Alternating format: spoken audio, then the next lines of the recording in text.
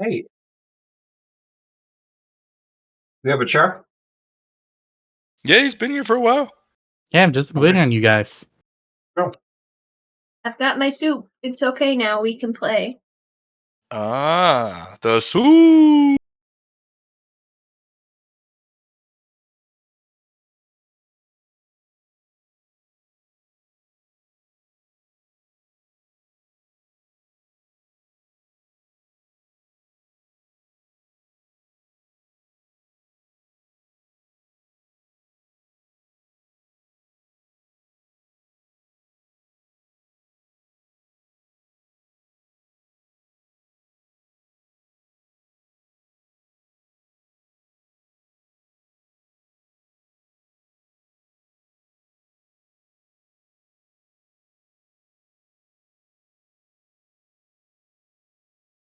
I've got tiramisu in the fridge. Okay. Saving myself for it.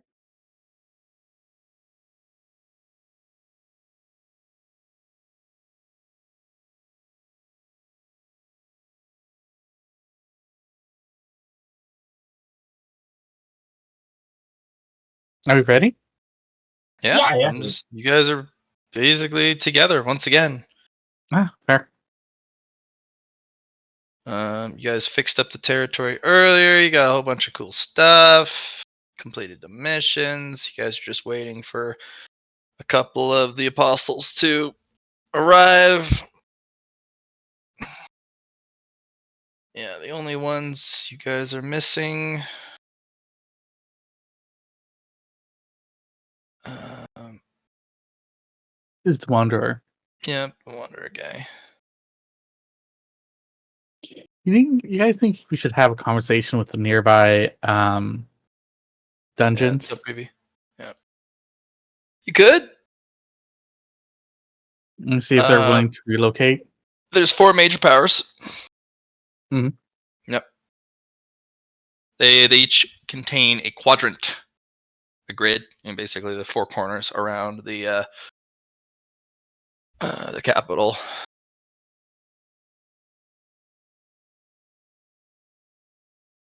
Yeah.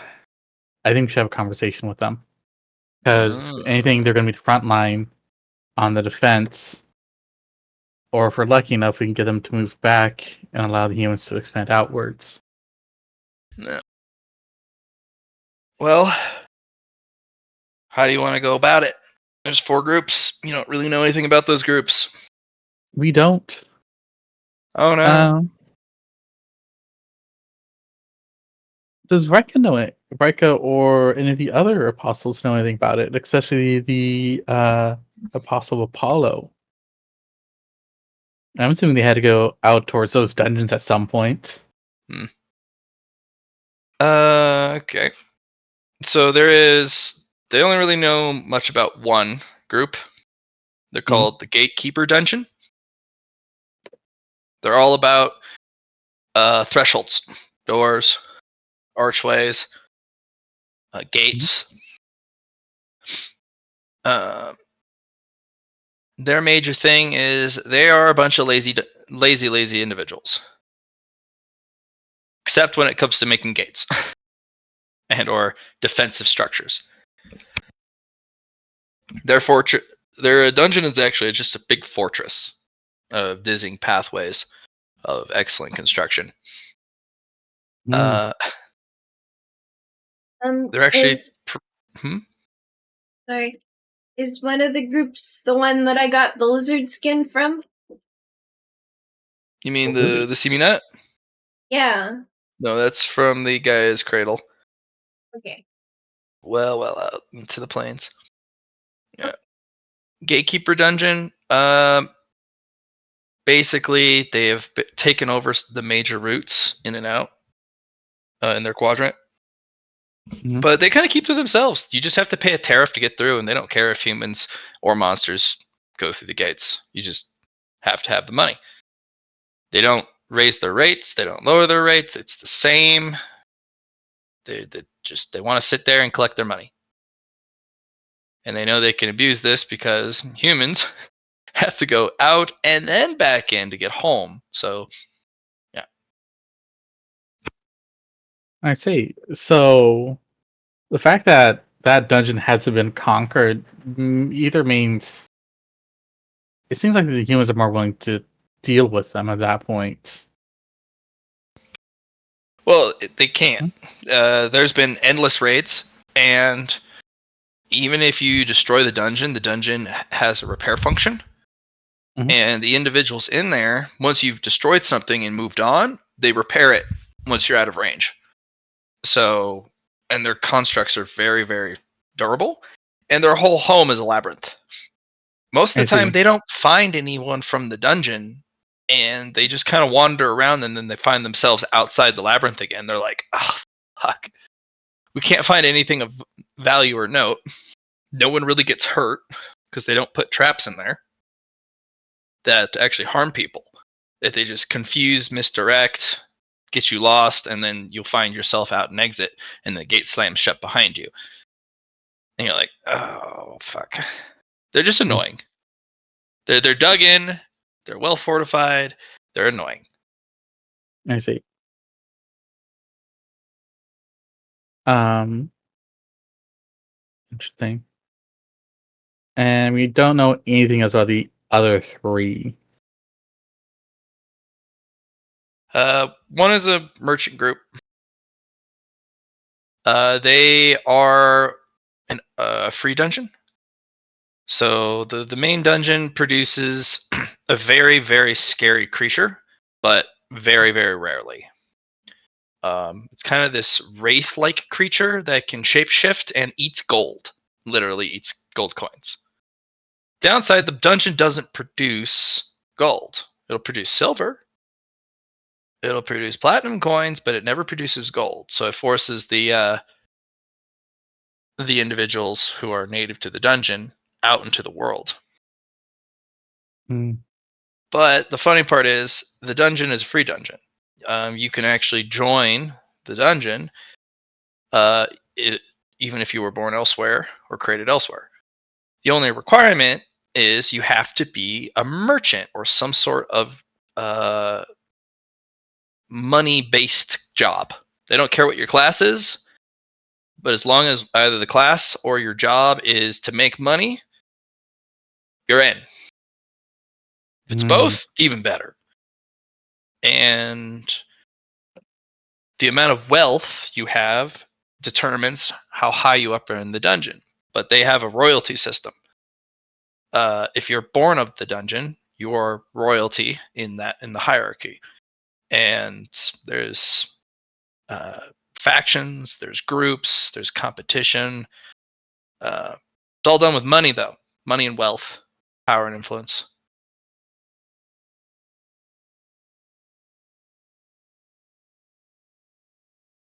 Yeah. I see. Yeah. So that's 2 of the 4. Yeah. One of the quadrants is just an open forest that's covered in the heaviest mist you've ever witnessed all year round. No breaks.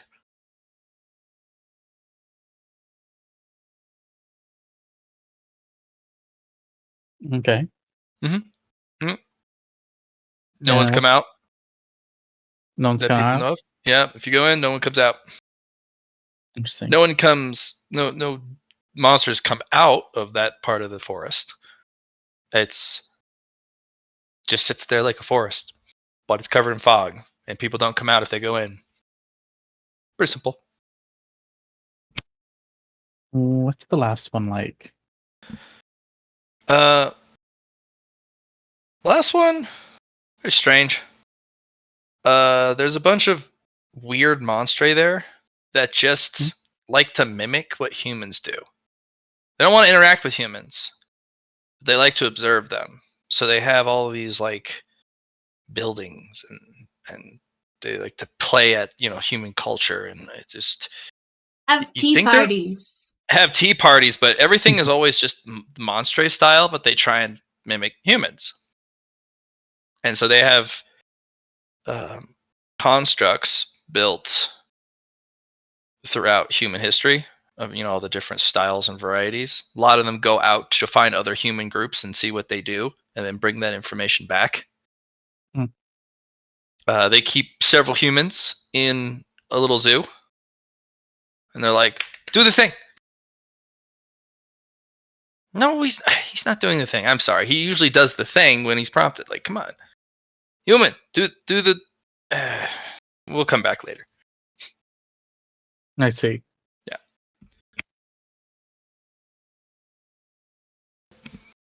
Yeah. Humans have tried to take out this place, and they've succeeded multiple times. But something always strange happens. They've colonized this place multiple times. They've built it up, and then after a while, there's no more humans. It's just the same monstri that have retaken over the area from the inside.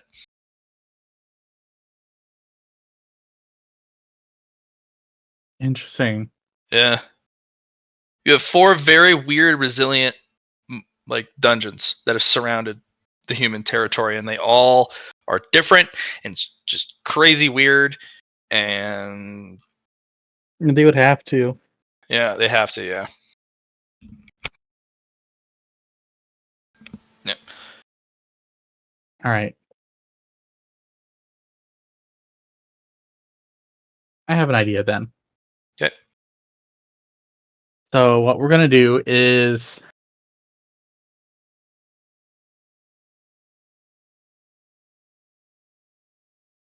let's send.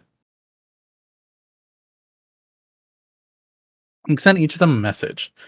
Um, for the mimics, let's send Ashenfur. He's very. He likes humans, so he seems the best choice there. Um, for the mist, let's send Suzy because Suzy has a way to escape if needed. Or you can spook everyone with Indrid. Or we can spook you with Indrid. Um, I'm not trapped in here with you. You're trapped in here with me. but Scream! I want to give the gatekeepers to Indrid, And you're gonna go for the merchants. and I'll go deal with the merchants.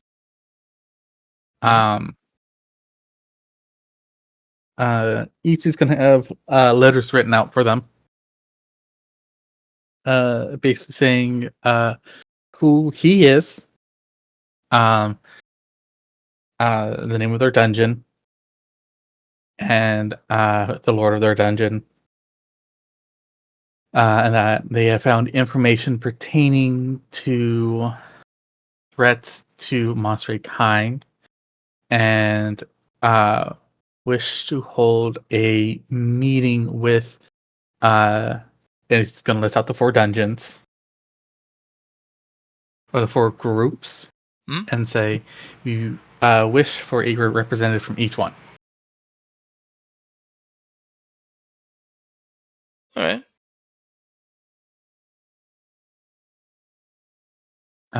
It takes a little bit of time, but about 48 hours. And then a representative from each of the dungeons will show up at a specific location. I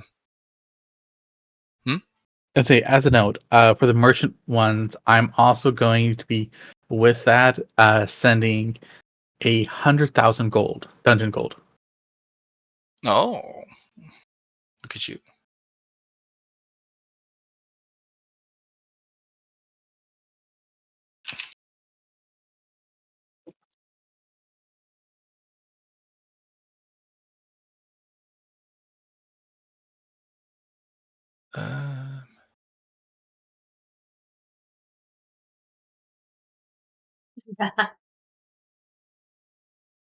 Cold. Yep.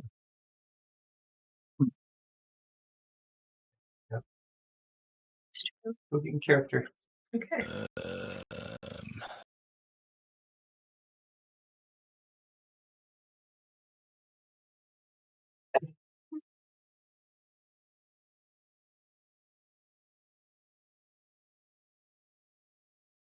Okay. So at the meeting, how many people are going to be at the 4 dungeon meeting? Well, me and Suzy, obviously. Android, if they want to show up. Um, 50. Android's busy at this time.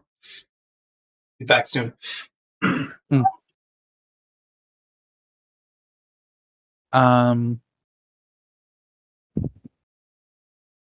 I would say Ashton her, but they're not here.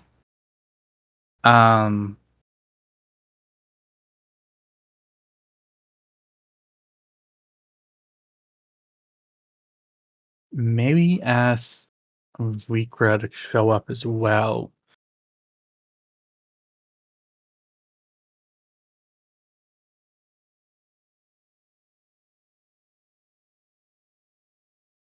Yeah, I think we'll ask Vikra to show up as well.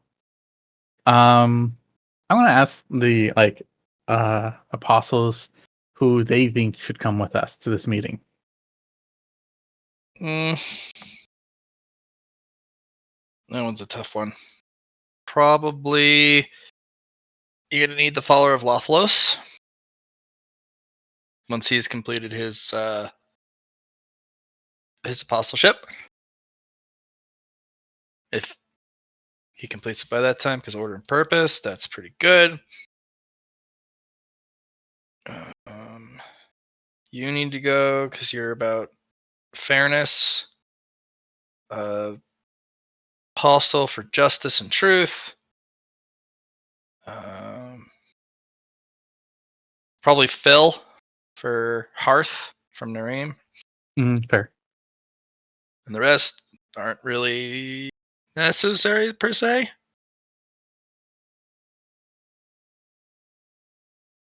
Yeah. That's fair.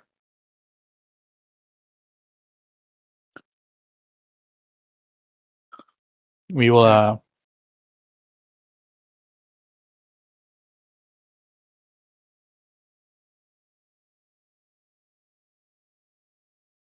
go with those ones involved.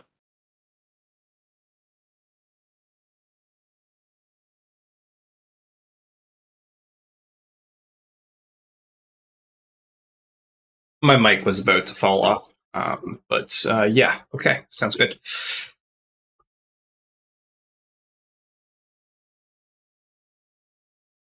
Okay. So the individuals that show up from the Merchant Guild is a Dota Meki. Dota Meki. Yep. A gold eating royal of the Merchant Guild or Merchant Dungeon. They're one of the original inhabitants. They prey on the wealth of civilizations, and humans are known for their dragon-like tendencies. But they're ridiculously weak and unaware. So instead of trying to, steal from other dungeons, it's just easier to steal from humans. And yeah, just keep your money close because they'll walk off with it without you even knowing. That's what they're famous for. Yep. From the Gatekeeper Union, you have this kind of Tetris-looking rock elemental that looks like he's made of carved stones, like in a wall. And those carved stones kind of rotate like Tetris blocks or Jenga blocks. They have non-Euclidean movement. As they don't walk on 2 legs, they extend a portion of themselves outwards that lands on the ground. And then they push off the back extension to rejoin the front foot to send out another foot to, it's kind of this very strange kind of flowing movement into. It's not walking by any means. It's just they flow into the next space, and then they collect themselves from the previous space to flow into the next space.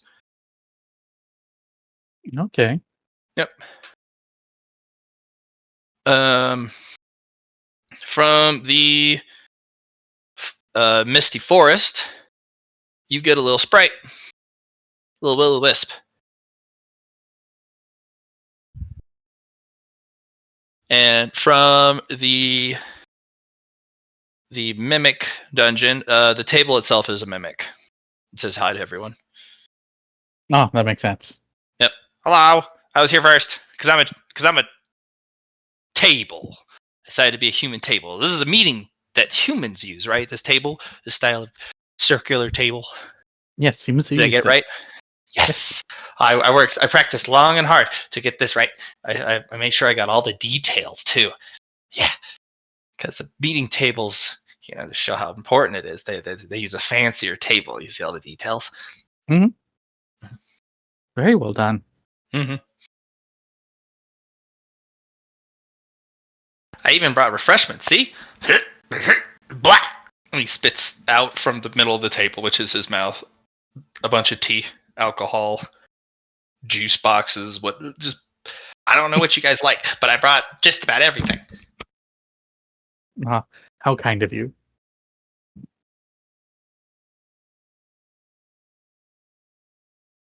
Ethan's going to take a moment before sitting down and make sure the chair isn't a mimic. At first you hear, "Wow, why did you do this?" But that's just the table mimic in the middle going, "Ha, fooled you." No, we figured that wouldn't work. Suzy would like to Only make the some. weird ones become chairs. Suzy would like to present the table and our guests with some meals for us to have.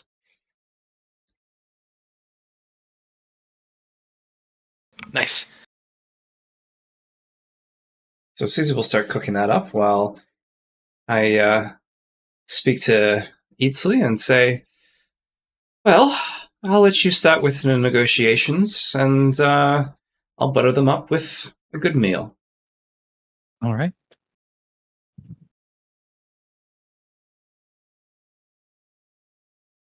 Ethan's going to start the presentation off by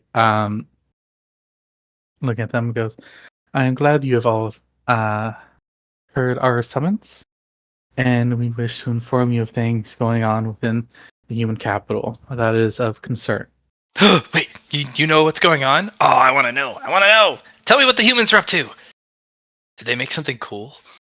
They did make something. I wouldn't necessarily say cool, I would say dangerous.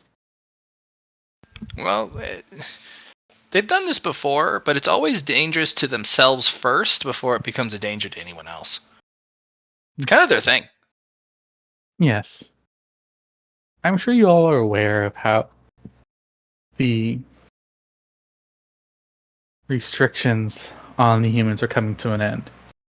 They will be allowed to leave their city en masse. Yeah. The rocks are just like, they can pass through our territory freely as long as they pay the toll. We're even considering large group discounts. They're not considering. They are preparing for war. Oh, this again? All of them kind of look at each other. Well, who's getting fought first? It's like they've had this meeting before. It's like, who are they going after this time? And Eztli is going to bring out the monster gem, the fucked up one.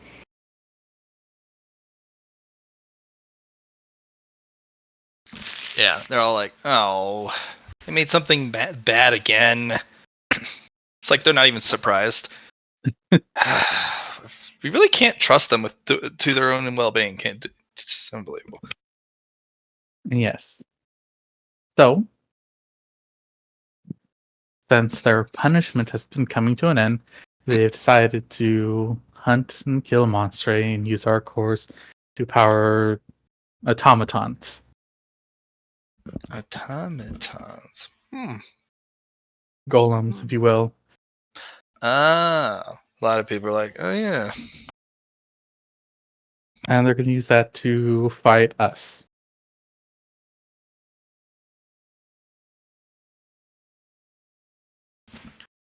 The mimics are like, oh, well, we don't do too well against that. I mean, we could mimic one. That'd be nice. Mhm. That means our cousins wouldn't be able to do that. Oh man, we're gonna have to do so much work. Are the humans gonna at least join them?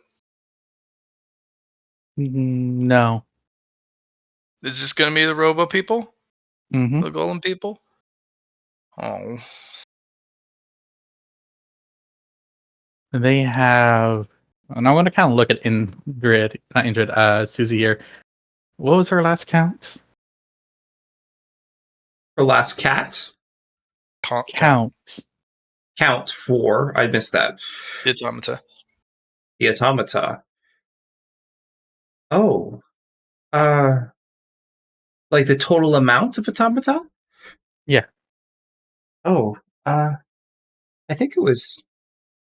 I think they're working on 10,000.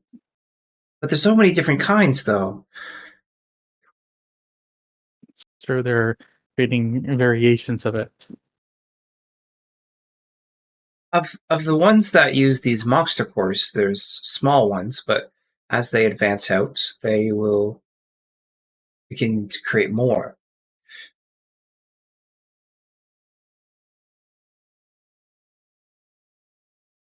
Oh. Yeah. Dodemeki kind of leans in. Yes, they have created a new manufacturing process that we are very interested in. I think they use a subspace to create them. That would make sense, but the amount of energy required would be a lot. And you kind of see them start to calculate how much, like, they have this very weird kind of crook of the head, kind of stare off into space. Their fingers kind of tick along on some sort of like invisible acabus. They're calculating how much that would cost to upkeep that. I would like to use 5 of my gold incarnate legendary actions here to create a gold-based meal to put in front of this guy.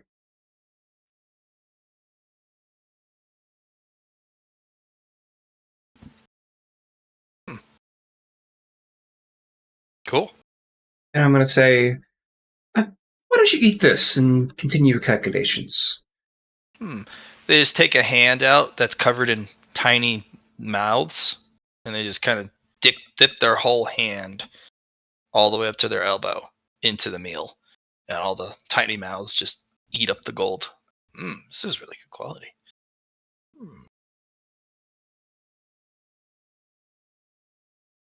If you ever want to come eat at my establishments, my name is Suzy.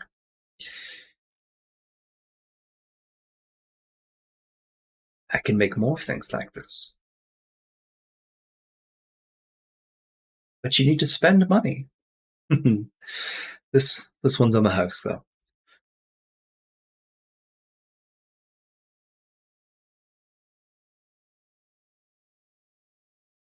I would like to feel out amongst your people if you would be willing to relocate to allow these humans They all to go, nope. venture forth. Mm-mm. They can go through. We don't mind. The will o' the wisp is like, sorry. I mean, we let them through if we could, but unfortunately, that's not how our dungeon works. So they'll have to go around. Besides, we've been here longer than the humans have. In fact, we were the first. They settled in the middle. We left them alone. They always try and come by to harvest the trees and get lost in the mist. So they just left us alone. Why do you think we're the only source of wood in the area? Because we protect our trees.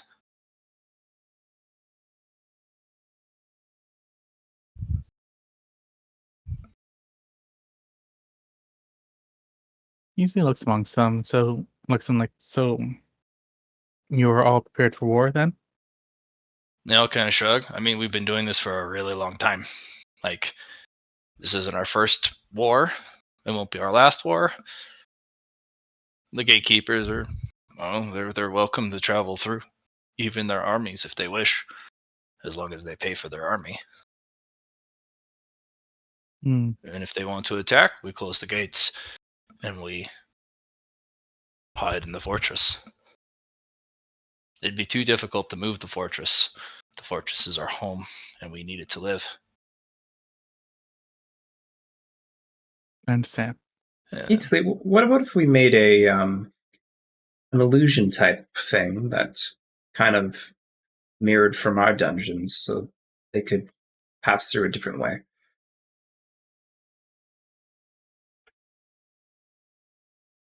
Just trying to think of ways that would allow them to still stay there,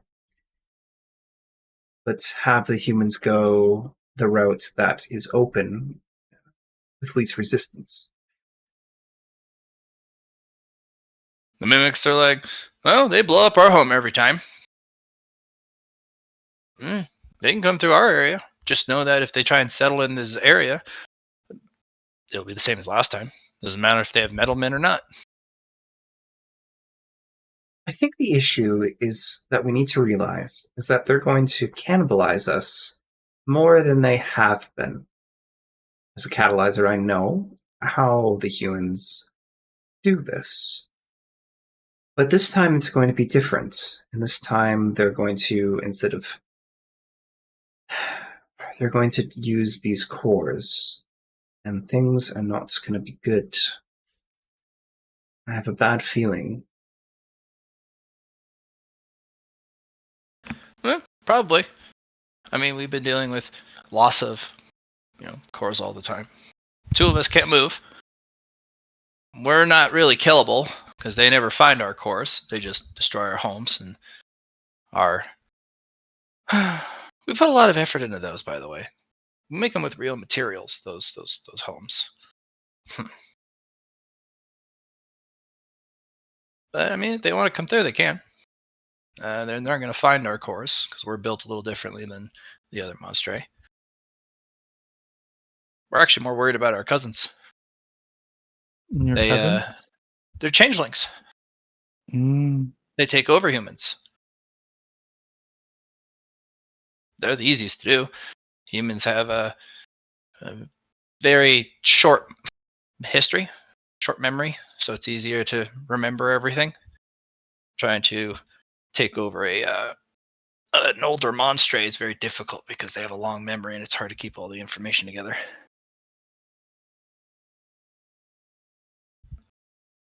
Yeah, so you have a bunch of shapeshifters and changelings and basically just fake everything. Yeah. There's a reason why these guys endure.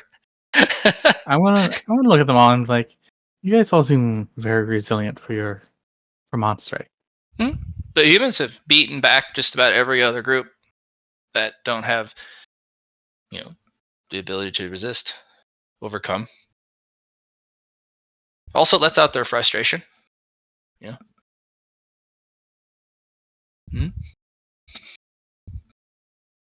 There is something else we would like to say. This is just a theory. We are waiting for 2 people at this moment to be able to confirm something. Okay. We believe the humans have been consorting with the demon. Oh, we don't like that. Everyone's at the table's like, gross. I mean, manipulated, I'd say. Well, of course, they're super easy to manipulate. They do their best, but at the end of the day, they're kind of helpless.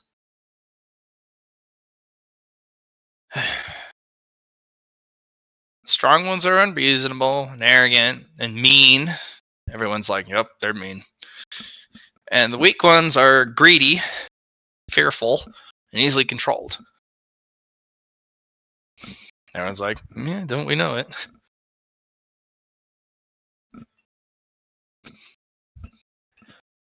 Yeah. Well, what do you think, Apostles? You took this meeting because we know of your status, and so we hurried along as fast as we could. We called this meeting to inform you, one, of what was happening. Uh-huh. I would not want you guys to be caught unprepared. We're always prepared. Maybe just not enough this time. To see if we could come with a compromise from the monster to the humans. Well, we already have a compromise. Well, we've had accords with them for quite a while because we know what humans do when they have no way out. Let's see. And they kind of go around the table.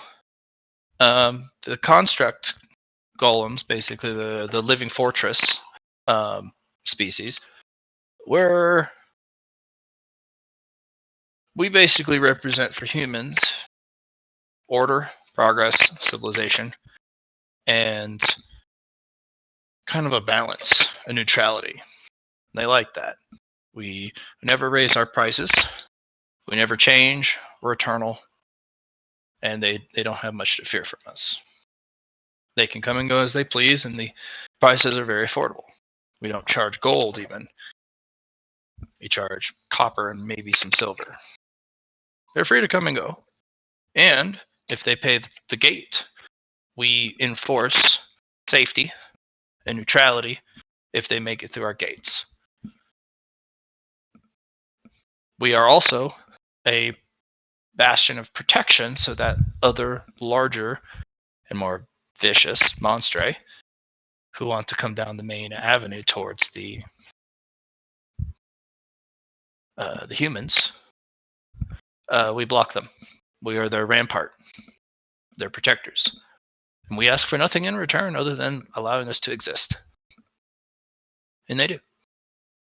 And they kind of rotate to the Dodomeki. We allow humans access to the rest of the world. We provide a neutral merchant service. As long as they have something to trade, anything at all, our doors are always open to the humans, even for their transgressions. We understand greed and desire, want, envy. We facilitate this for them. We never exclude them. They're always not willing, but they're always invited, and they're safe in our halls, so long as they keep themselves well behaved. If not, we escort them out. But they're always welcome back, so long as they have wealth to trade or lose in the gambling houses. And they rotate to the ferry. We've been here before them. We take nothing from them other than those who walk in.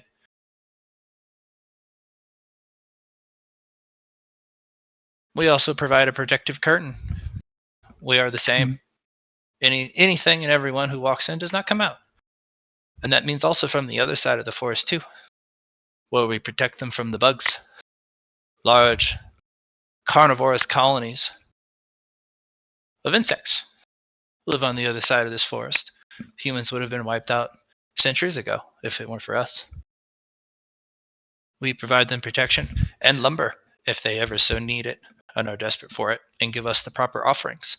But they have forgotten the rituals for offerings. So no more lumber, no more special rocks, no more healing herbs until the rituals are restored and remembered and performed. I know why that is, but we'll get back to that. And the mimics are like, we keep the human culture better than they do because we like it better. We love their stuff. We love all their plays. We love all of their clothing styles, hairstyles. We like the way they build their buildings. We like their books. We like their paintings, their art. We like it all. We want it all. But we don't take it. We copy it. We build it ourselves. And when they come in, they leave the stuff that they bring most of the time, and they take the old stuff because they think it's ancient history, and they take it back, and they can preserve their culture this way. We've actually preserved more of the things that have gotten destroyed over the years than they ever have. We've helped them restore entire histories, entire knowledges, and we keep it for them. We do eat them occasionally, unfortunately. Those who settle down here, because you are settling in dungeon territory, but we never go into their territory. We also like them better than Monstray, so we fight other Monstray who wander into the territory. Hmm. And you basically have the we like humans society. They're not leaving because they like humans. Yeah. They want to protect them. They enjoy everything about what the humans do, even if they're violent and unruly sometimes.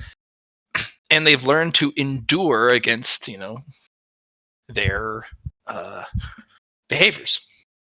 Hmm. And you realize without these four, the humans would have been long dead. Yeah, right. Centuries ago.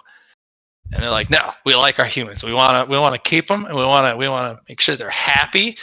And if they want to leave, they just go out the protective gate. It costs them like 5 copper. Mm. And if you can't pay to get back in, well, you just lift some stones. Yeah.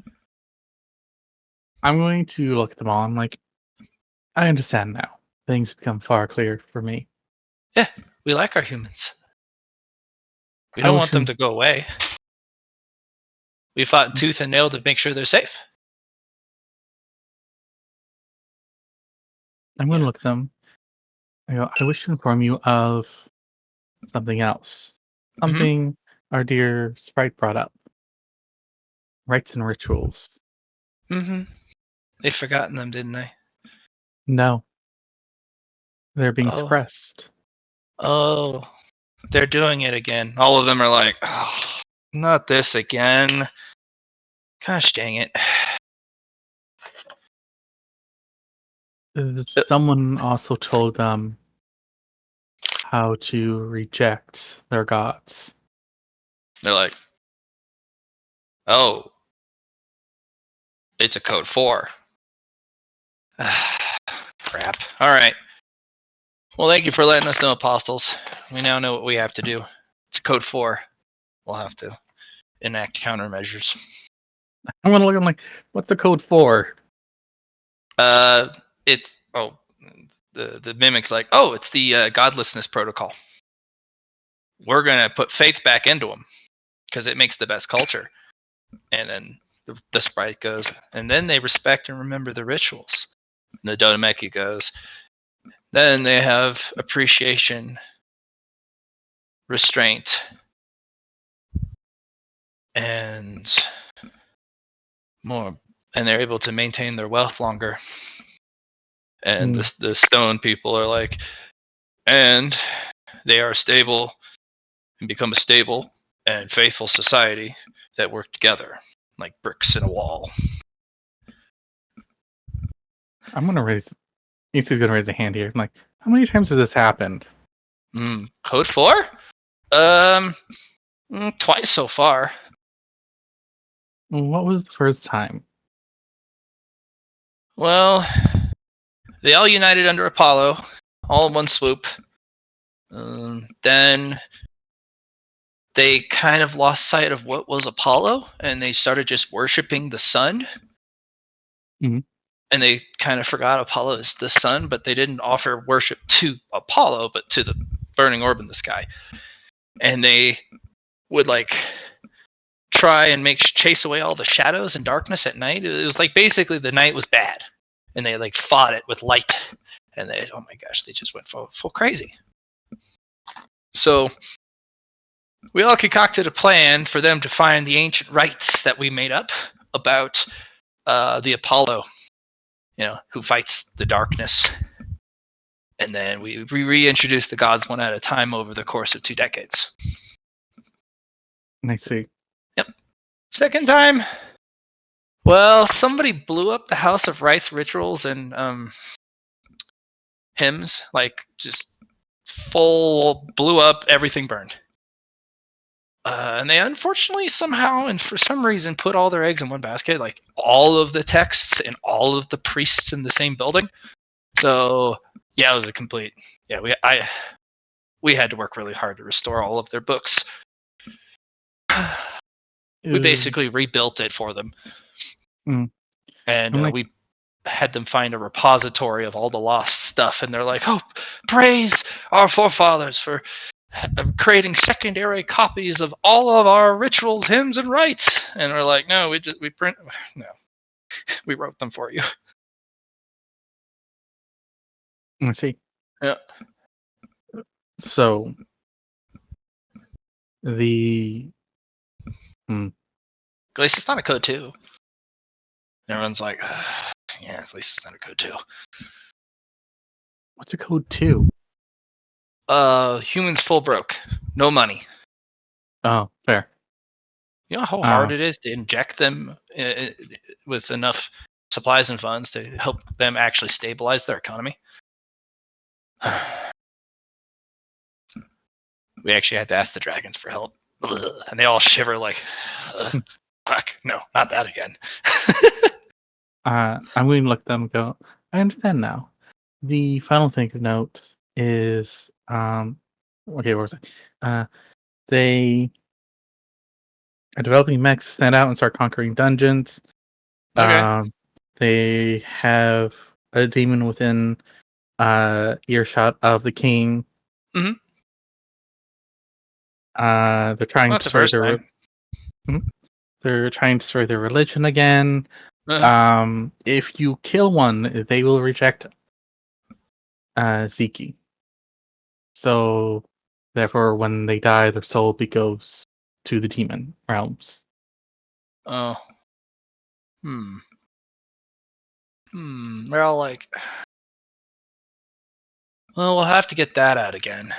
It's not the first time they rejected Ziki. Demons have done this before because it's how the demons gain an influx of resources into their world and their wherever their home is, because Ziki plays gatekeeper. Because then it fuels their war effort. They're able to open up more breaches. This isn't the first time. We'll have to do a plan. We'll have to do plan E again, I think. They're like, no, plan F. It's way more effective. Well, plan F doesn't plan for, this and this combined. They start bickering amongst each other about all the different plans that they have to keep the humans from killing themselves. Oh, it's like their little. It's like this is their baby. They're all 4 of them are parents. Yeah, and they're like, no, we got to do this so that they don't mess this up because this then affects this. And they're like, oh yeah, that was a headache to restore. I'm going to look at it all and go. The apostles are going to try and deal with the demons. Oh, that's great. And along with the mechs that they're going to try and send out and destroy the rest of the monsters. Oh, well. If you can, convince the people who control the robo people that we don't care if they go destroy other monsters. We just want them to, just be. They can be who they are. They can go blow up other people's homes. Just we'll keep them safe. Right, but the other monsters are going to care. Oh, we've been fighting them for centuries. We're really good. Well, we're very well entrenched, and we work together, unlike other dungeons. And they all kind of do a little salute. Kind of, it's like putting their hands in for go team. These 4 dungeons work exclusively together. They share resources, information. It's like a government organization. They each cover a specific branch, and they fully help every other branch. So if they come across an enemy that's like, this is really good against us, the others are like, we got you, fam. Yeah. it's a 4-dungeon alliance of 4 of the most resilient dungeon types, with a lot of breadth, or a lot of width and depth in what they can do. You've not seen something like this. This is really funny. And their collective single goal is to protect their precious humans. Yep. Everyone looks at them like, what's up, Johnny? What happens when you're all gone because of these humans? I mean, they have never even gotten close. Like, we overplan for how much strength they have to bear. Even their radiant tiers, they're super strong and super powerful, but they're not very smart. I mean, we've taken the worst of what they've been able to put together. The clock tower is a problem, though. We're still working on that. That's a. Oh, we're also working on that problem as well. Yeah, that's the only thing we're concerned about. Everything else, even if the capital actually gets up and is a giant golem itself, we have plans for that. Oh, one of the apostles is working on fixing that little problem. Yeah. Well, the stone guys are like, well, we actually help them build the foundational structure of their citadel, and they've been doing a lot of movement and digging down there. There's a lot of machinery going underneath. So I wouldn't be surprised if the entire capital is one giant golem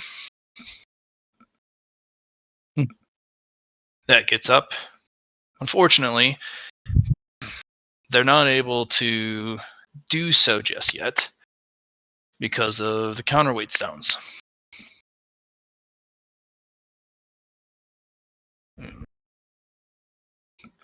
But I suppose they can remove them or spend an enormous amount of time and resources cutting them up.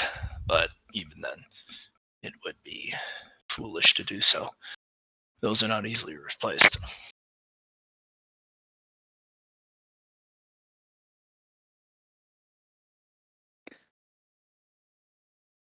Yeah, their only worry is that clock tower is that's a real fucking problem. The rest of what the humans have repaired, we're not too concerned.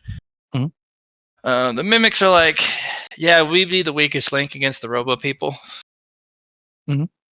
But I mean, if they want to walk through the land, we'd let them do it. They can destroy everything on the way there. We already have all the history and cultures preserved. We'll just go into hiding. They can walk through freely if they don't want to pay the toll gate. And then, as long as they don't settle in the dungeon territory, they're fine. I have an idea.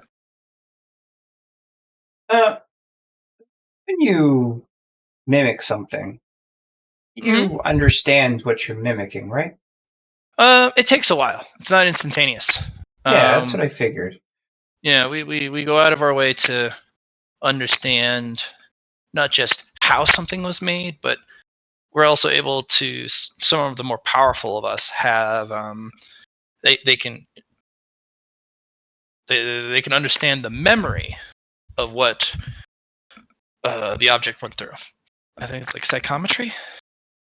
I don't know what the humans call it, but we call it memory of the objects. Basically, we can actually see the skilled craftsman interact with the good as if it's our own memory. And we learn all their techniques, we learn all their skills, craft, and then we do it ourselves. Because that's the really enjoyable part. Oh, we love everything the humans make. Even this contraption of the monster core plus. No, that's an abomination. Technology? That's considered taboo. We will not be learning that. That might be a shortcut to figuring out who might have made it.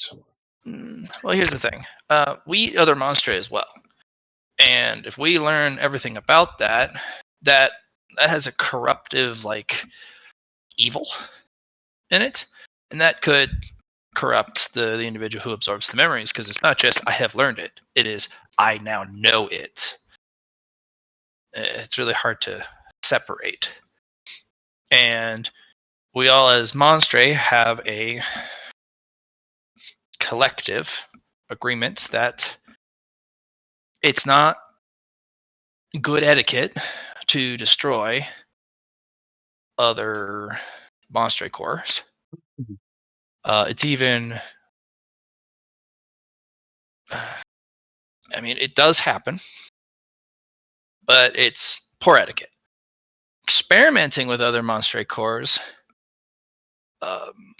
now that's taboo. Everyone knows that you shouldn't do that.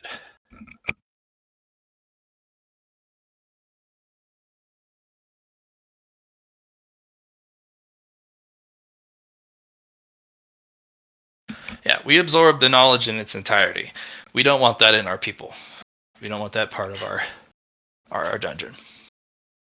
That's probably demon tech too, so we don't want that either.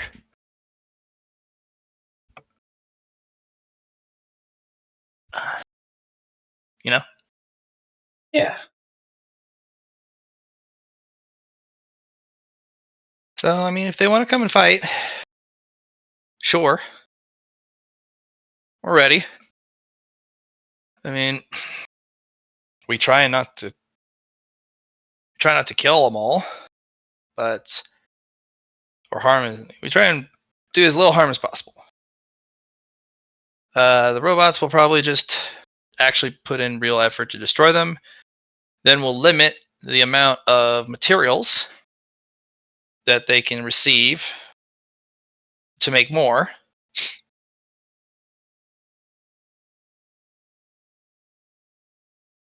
You know, the Dodemeki is actually really sad. They're like, I was hoping they were going to make that airship. That's what I thought all the metal was for. I'm really disappointed. Otherwise, I wouldn't have permitted them to buy so much metal.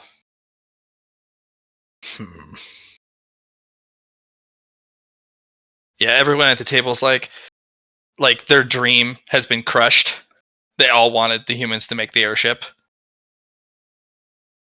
Some thoughts on what happens after.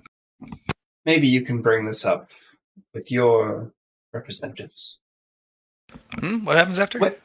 When we finish defeating the demon and things go back to normal, humans will want to expand either way. Do you think maybe we could look at cooperation between your dungeons and the humans? In the sense that maybe they could expand and live within your borders when you cooperate. We'll work together with you. You guys are apostles. We all collectively worship the 10 among the 4 of us. That's why we hustled over when we heard the summons. I'm saying about the future and monsters and humans working together and living together. Not for us. We don't do that. We'll protect them, but we won't live with them side by side. That's not really possible the way we as Monstre work. If they want to do that outside with other Monstre, feel free. Yeah, they can do that. Yeah, because the stone people are like, we are made of stone.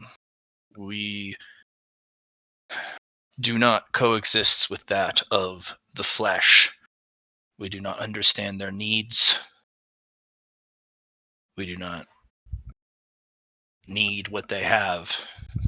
Our home would be desolate and inhospitable to them. The Dodemeki is like, humans are gross, filthy creatures. I'd rather keep their leaky bodies out of my establishments. They're welcome, but we have to clean up after them all the time. It's have frail bodies that just shed and leak and ooze, and we like their money. We like their greed. We like their desire to grow wealthy. And their curiosity for what else is out there, but no, I don't want to live side by side. Gross. This Brian is like, we cannot, because they will damage the land. If we allow them in, they will take and take and take, because that is one of the facets that humans only know. They think they are blessed by something so that they may take what they wish from the land and give nothing back, as they have the rest of the forest. We are the last of the trees in this area. You will find no other population of trees this large in a grouping, because the humans have taken it all. And the mimics are like, nah, we eat them. They're our favorite food, but they're also our favorite people. Yep. And they're not very smart. We're so good at pretending to be just everyday household objects that, I mean, some of us have figured out how to be a whole house. You'd be living inside one of us and we just have to, like, I don't know, get hungry for a single moment and then everyone gets eaten. So, big no. They're a little too tasty. I don't think we could help ourselves.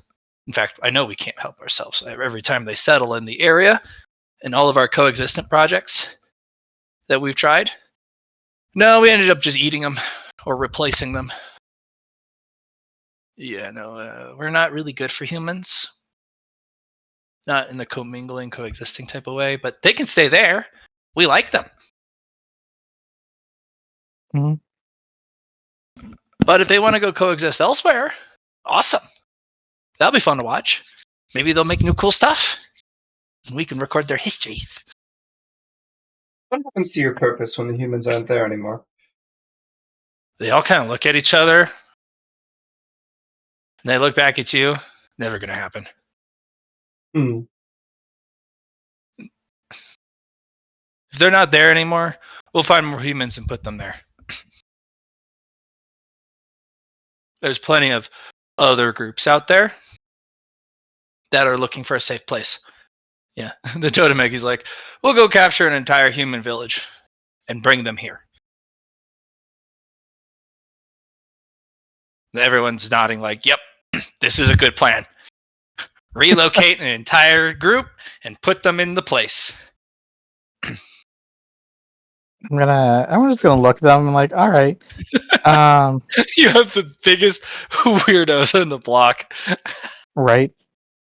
All right. So your guys' decisions have been made very clear. Well, here's the problem. If they move, they take their castle with them. Maybe they don't even fight. They just walk away. Well, they have to settle the device down somewhere. Even if it remains standing, that's a lot of stress. Even if they set it down, so having it stand back up would be very dangerous for the machine. Mm-hmm. But then they'll be beset on all sides. We're actually pretty tame in comparison to some of the other dungeons out there. So, and they're all like, yeah, we make sure to not expand our dungeon territories on purpose. All the other dungeons around us know that we aren't a threat because we have our obsession, our humies. And they know, well, okay, fine. They can have their humies. But say, here's a good question. Pick a direction. It's southwest. And you, Miss Suzy? I said up. Up? This is like north? Or just literally up in the sky? Up in the sky. Well, sky up to after a certain area. Unfortunately, that whole area is a dungeon. The sky. It's territory for a very vicious group of flyers. They live in the mountains in the north, and they control the skies above human territory and our territories. We don't really go up there. In fact, it's actually pretty high up there. But if they go too high into the sky, well, they'll be under siege nonstop, and they actually control the weather up there pretty high. So whatever they build will come crashing down. But we hope for an airship from them that doesn't go that high, but it floats, it flies, but it doesn't like soar. As for south, you said southeast or southwest? Mm-hmm. Oh. Southeast. Well, southeast, the mimics are like, oh, that's through our territory. Okay. Well, on the other side of us, there's a group that I don't know if you know anything of iron spiders. It's a very big den. That whole area is devoid of any minerals that you would ever want, because those species are carnivorous, omnivorous. They eat anything that moves and anything that doesn't move. The only thing there are these acid stained rocks. There's no wealth in the mountains or in the earth. There's no vegetation. There's no creatures but the spiders. And that's for miles, miles, and miles. And if humans set down there, metal and certain types of stone are their favorite foods. They'll swarm their constructs and eat them up. So feel free, if they want to come through my territory, they have to deal with the real pest. Funny part is, we actually eat them as much as they would eat us. So they're actually my real enemy, those stupid spiders. But it's not like we're gonna go wandering into their den. We'd lose instantly. But we eat their foragers and soldiers pretty easily.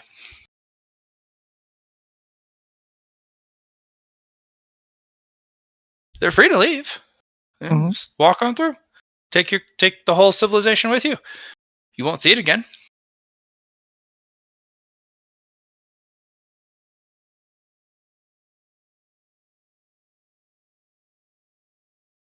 Thinking about making a potion drink to go with their meals. And using the Fates elements string. I want to kind of give them a divination, kind of like a epiphany as they drink this, of what's going to happen when they get devoured by the humans. What happens if they get devoured? Yeah, that's kind of what I'm thinking of. Kind of just like, this is a possibility. And then no one will be able to protect the humans anymore. And they would kind of whisper among each other. We would go with plan 2. We would kidnap all of our favorite humans, and we have a list, and we put them in the safe spot. And then we would go out and collect a bunch of humans that we like, and we steal them, and we put them in the safe spot so they can commingle and integrate with our favorite humans from here, with our favorite humans from elsewhere. And then once the smoke settles, we'll have a bunch of supplies, and we'll have their new temporary home built or restored. And then we'll pull them out of the safe place, and then they go back to, well, living. I think we miscommunicated there, Matt. I was talking about them. Oh, the Monstre? Yeah. You're like,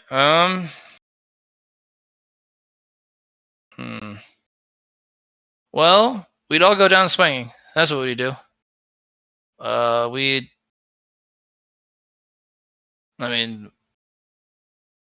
We love our humans, but we know they're dumb.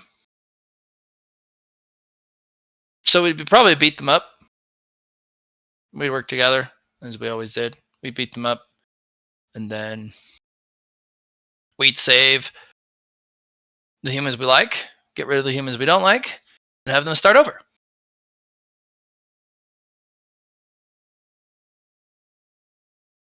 It's not the first time we've destroyed their capital.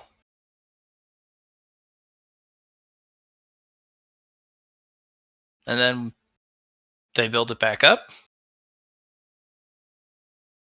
and they have really, really short memories. And then to help anything they write down, we make sure it's the right stuff. So it's not filled with hate; it's filled with neutral accountings, and we help them preserve knowledge instead of yes, the monsters are evil, they are enemies. Now we get rid of that stuff because that's not helpful.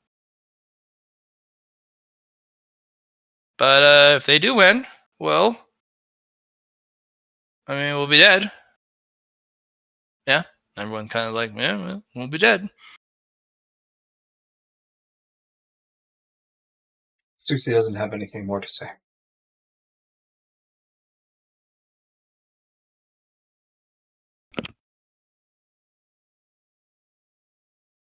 Does prepare the meals, though, and sets them out in front of them. They all like, nom, nom, nom, nom. Oh, this is really good. Yeah, oh, wow. This is incredible. I didn't know you could make it like this.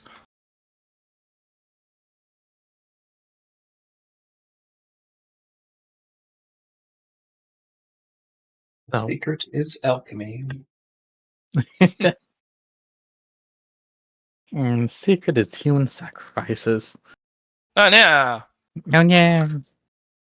This is how we get dog girls. Nah. um Interesting. You guys have been insightful, and I thank you for your time. No, of course. Well, just if you want to do stuff, let us know. We're Oh. willing to cooperate with you. Of course. As the leader of the council right now, if you guys need any forms of help or communications, feel free to. And I'm going to place my hand on the Apostle of Apollo. And she'll be our official representative for you guys. Yeah, apparently I've been elected as the official representative. Great. Kind of gives you a look like, really? Mm-hmm. I know how much you love Monstray. I don't. And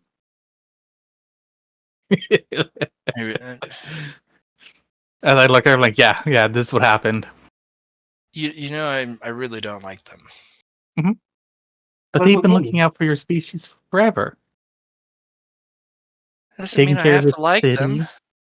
Taking care of your city, helping you guys remember how to follow Apollo. Isn't that so touching? Yeah, that's about the only thing that I actually appreciate. Mm-hmm.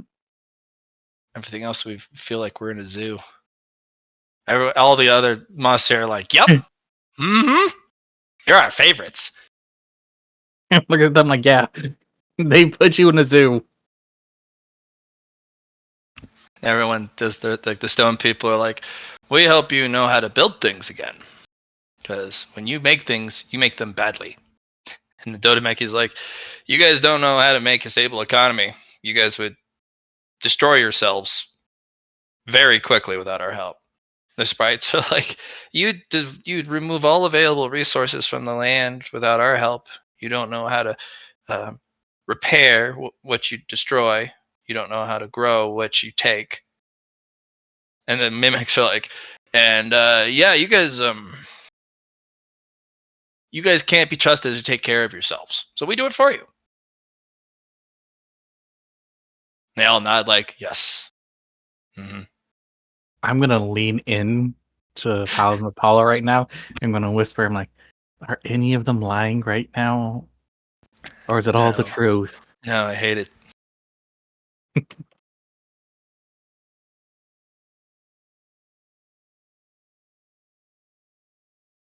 And lean back out.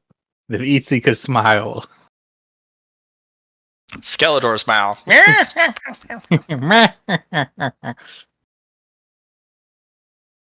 I'm just gonna look at him like, I think this would be a perfect opportunity.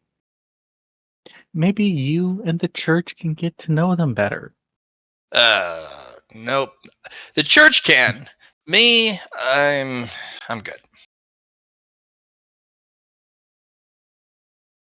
If you think about it, without them, you wouldn't be an apostle.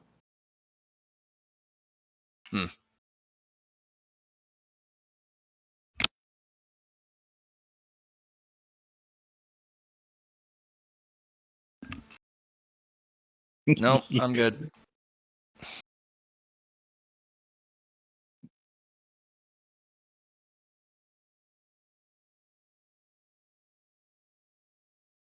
I'm like, all right, guys. Do you have any other ideas of what we should be doing now? You asking the team or the team, okay? the squad, the crew.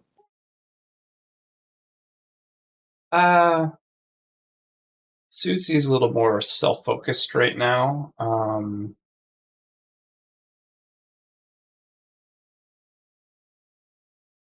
I guess what I could do is try to get things so you guys can be more prepared for when we do have our battle with the demons.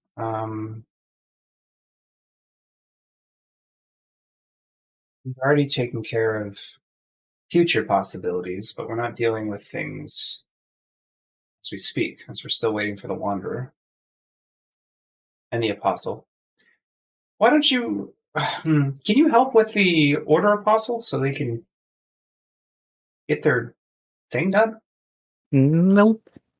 They have to do it all themselves, right? But can't you just kind of put a few No. nudges in their direction? No? You cannot nudge somebody who is undergoing their own trial. But you can provide I resources for them, right? No. I did my own. You did your own. We have to do ours on our own. Yeah, but I mean, mine was different, though. I had you guys' help. And unfortunately, theirs is just filing forms. I can't help them with that. Why don't you put them in a time dilation so it's not really them doing any different? There's just time.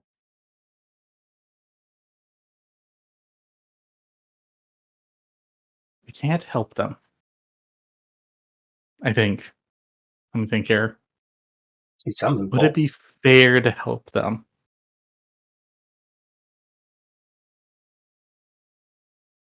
Also, I don't particularly trust doing a time dilation right now, with the clock tower being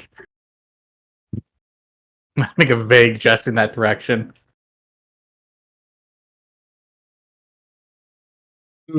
What about if it's somewhere internal and not on this plane?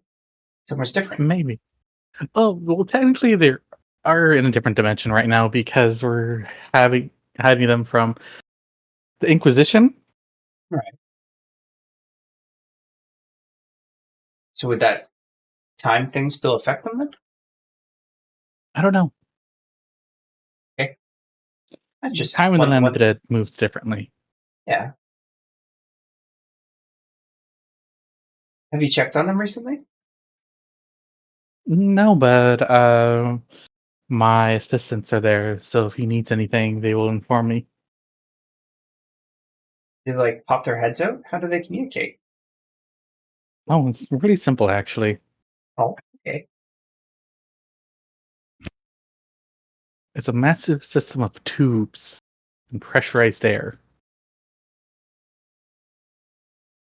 Susie's thinking about that. Susie's not thinking about that anymore because it doesn't make any sense.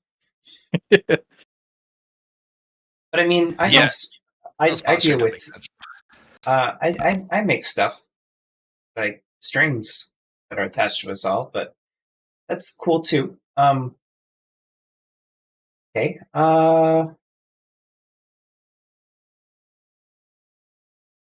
Yeah, I kind of just want to make stuff. Maybe make some elixirs for our apostles so they can, deal with the demon stuff. But we kind of need all the apostles for our objective. How much time do we have left? I don't know. Let me see here. I'm gonna walk over to a closet door, put the key in, unlock it, pull the key out, pop my head in. He kind of looks up. I need a couple more days. I'm gonna walk over and take out my lantern Sans time in it, and I'm gonna. Nope, that's helping. I'm I'm like, getting all right. close to finishing. I really appreciate your gratitude, your assistance, and your protection, and I appreciate the offer. But you know how the gods are. Order, purpose, progress. Yes, and I'm making progress through order and my purpose. Mm. Speed that up, you cheapen it. Mm. I must endure the tedium. I must endure the assembly. And I must overcome the challenge presented before me. I believe Mm. your god has also done something similar in his own ways for you. Yes. To cheapen it would be to dishonor them. This is fair. I will. And I was like, 48 hours, no more than 72. okay. I'm gonna turn around and walk out. Close the door. Mm. 2 days, guys. 2 days, maybe 2.5. No, 72. 2, maybe 3 days. Maybe 3 days. Yeah. What's the genie festival?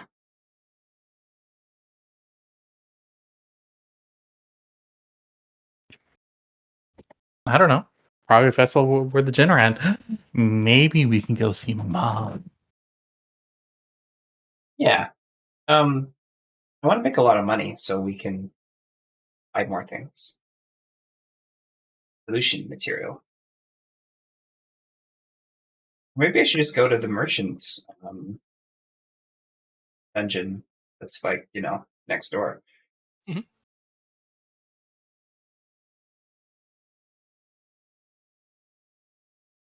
Maybe they give us a discount so we can keep the humans alive.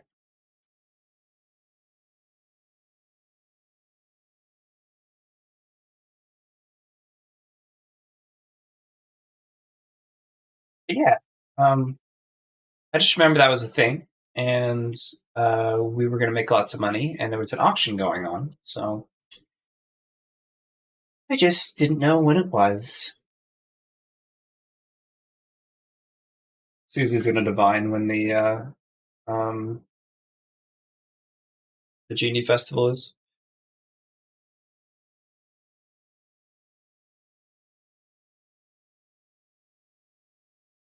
The Genie Festival? Yeah. That's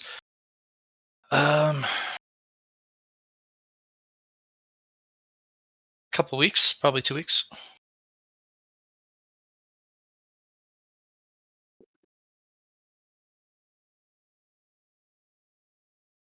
It's going to be in 2 weeks? Mhm. Mm. Mm. I think I'm going to go to the Boneyards. Oh, I want to go to the Boneyards. What's that? I said, I want to go to the Boneyards. But you can't. I know. I'm just saying I want to. That's fair. I'll be with you in spirit. I'm sure you will. Yes, I will. But I don't. Can you meet there in spirit? It's the Boneyards. Is it very spirity there? I'm going to look through your eyes, is what I'm trying to say. Oh, okay, that's different. But I don't have eyes.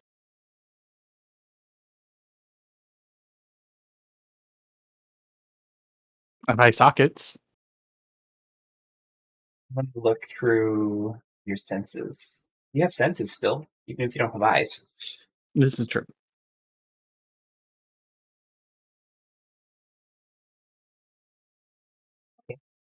Uh,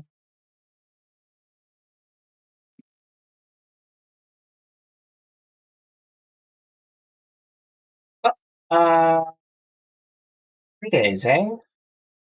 72 hours. Mhm. We'll make back that. I'm going to go make some potions.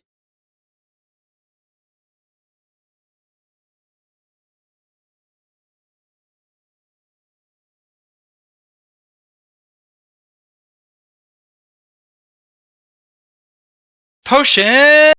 Whoop whoop. Okay. Honestly, now that you've come across the pro-human alliance, all the resources the humans get come through these 4 groups. Yeah. So if you're like, hey, I want to spike their water so that they become rational people again with a potion, they're like, oh yeah, we control their water source. Right. Like, this is how we do it. Yeah. The only downside is you need to take out the demons. If you can do that, you could fix this whole thing. And the pro-human alliance also is like, you know what? It's healthy for humans to go to war. We'll protect their home as they go out and fuck up other dungeons. Right. And they'll cheer them on like just 4 parents going, yeah, get them! Get them! Oh no, they're counterattacking! Come back in, we'll protect you! I'm just like, the problem here is going to become when he goes to like the bigger dungeons. I was like, all right, I guess we're going to teach them a lesson. Jungle dungeon, desert dungeon, and the volcano dungeon, and the dragons unite. Well, at that point, the pro-human alliance will be like, ah, shit. They were just messing around. Okay? There's just some harmless pranks. We understand. Unfortunately, now they get what's called the spanking. All right. Yeah, no, it's just go ahead. Just make sure you don't take them all out because we like our humans.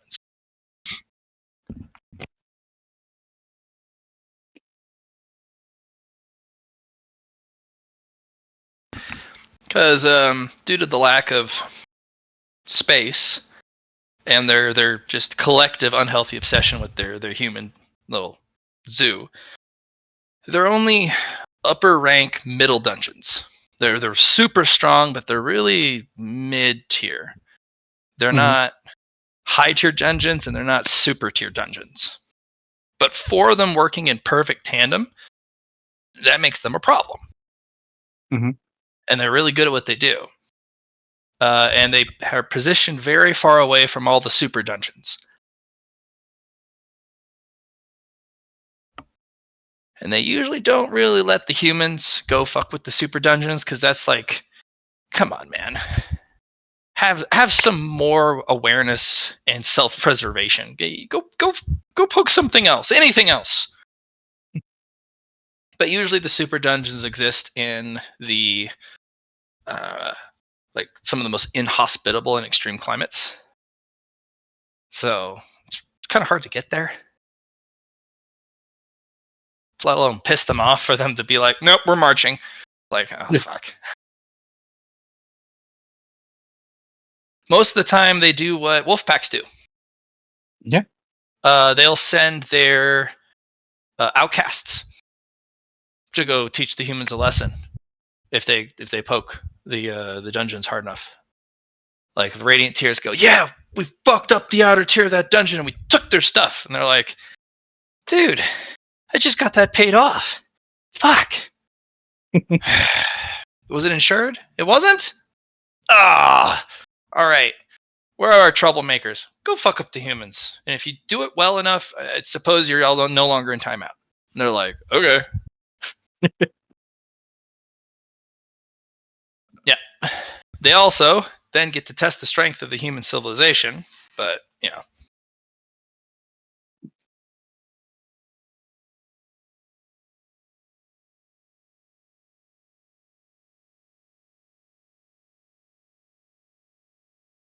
God, we go and have a conversation with the adventuring company.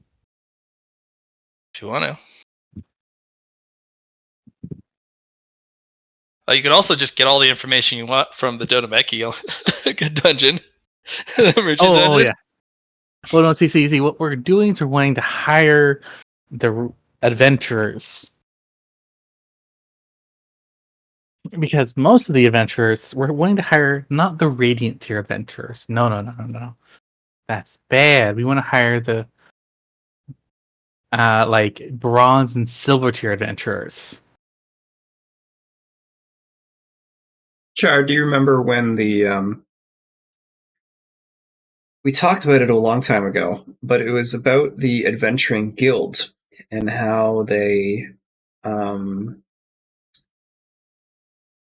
can't, meddle with the affairs of the politics of humans, but the current situation with the humans, they're trying to take adventurers away. And if they go on their own free will, enjoying the cause, the adventuring guild can't do anything about it. Yeah.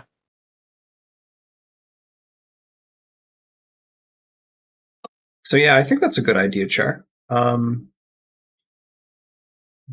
check out the adventure guilds. I'm like I said, I'm gonna do some personal stuff. Like make some bone coins for you. Not bone coins, boons. Make some boons. I finally did a spear evolution over the our last session, I think. So I'm gonna make some fertilizer and then give you some boons. Mm-hmm.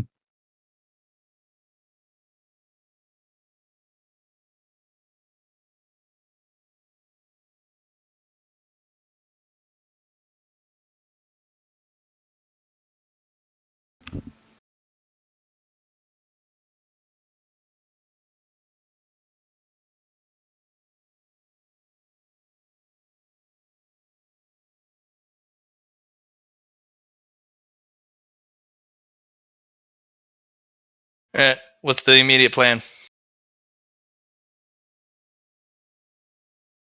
Immediate plan. Go talk to the inventory companies. Okay.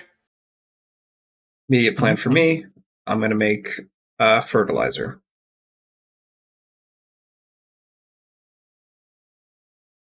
Perfect.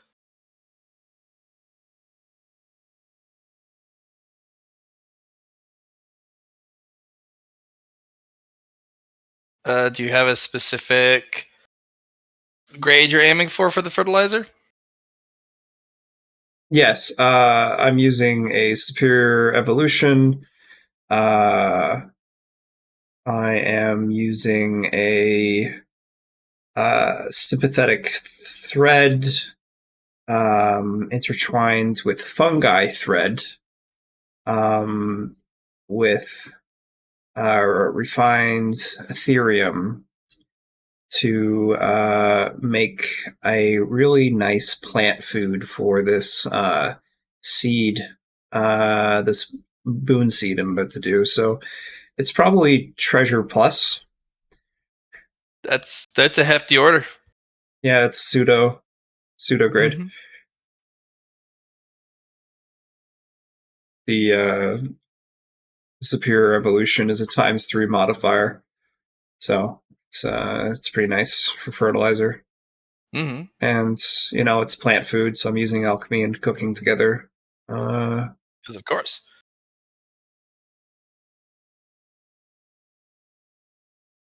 And this new sympathetic thread is going to be pretty interesting. And fungi is a really interesting element too, because it is one of the best, at least in our world, for fertilizer.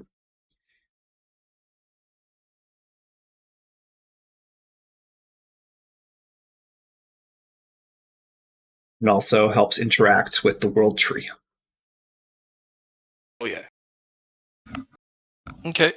So you.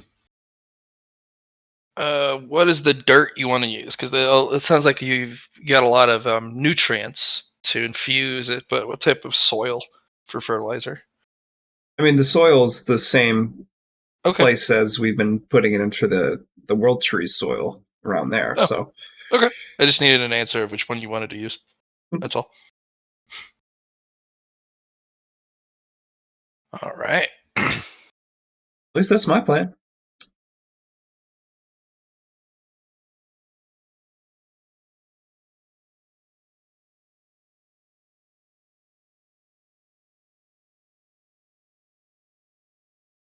You want me to do that now, and then Eztli can have some boons to work with? More than he has already?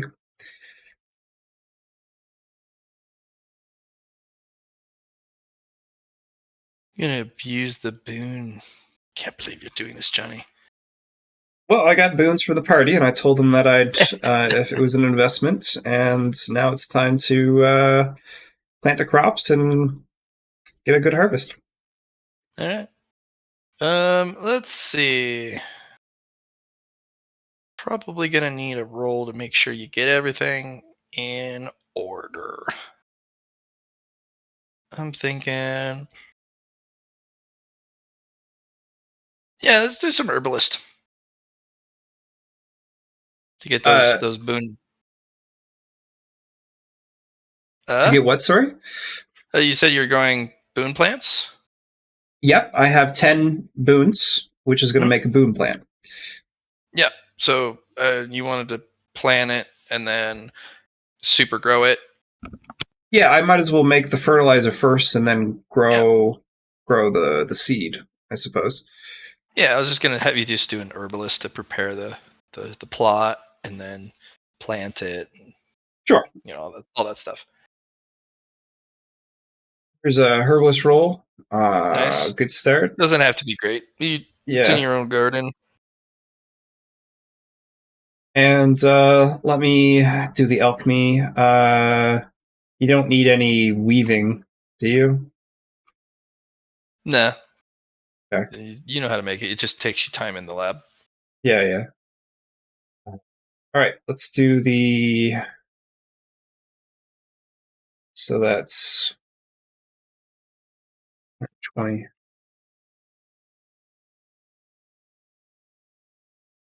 Wow, okay. And then let's do this. I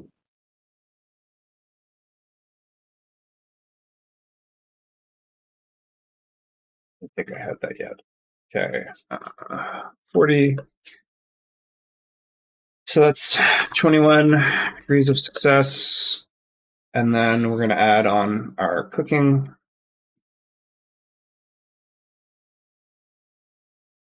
The spoon is involved.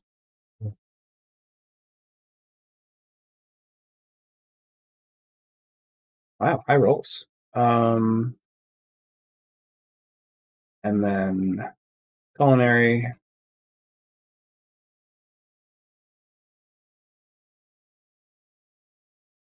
Cool. So that's another 21 to make 42 degrees of success. We're going to throw in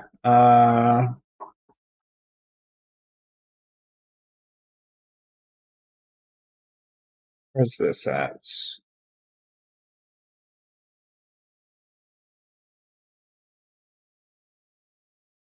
Well, I don't have it in my traits there. I have it in Bioinfo, don't I? We're going to re-roll the alchemy roll with a fate point from Allie. So less than 92.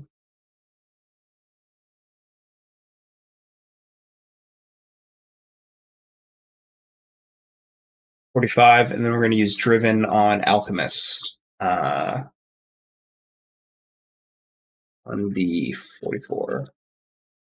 Oh, nice. Okay. And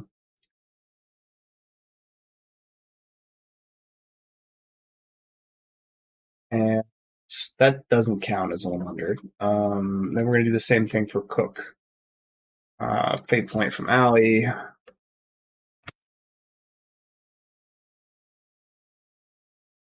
/R.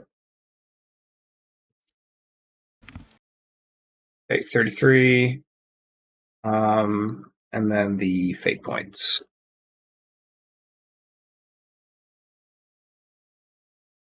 Okay. That added some extra degrees.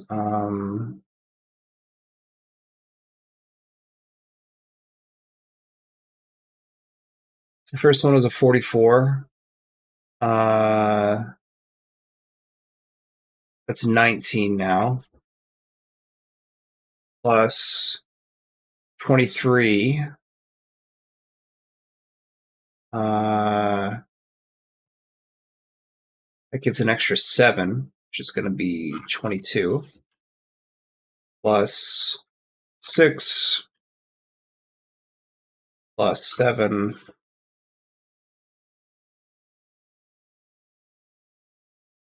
54 degrees of success total.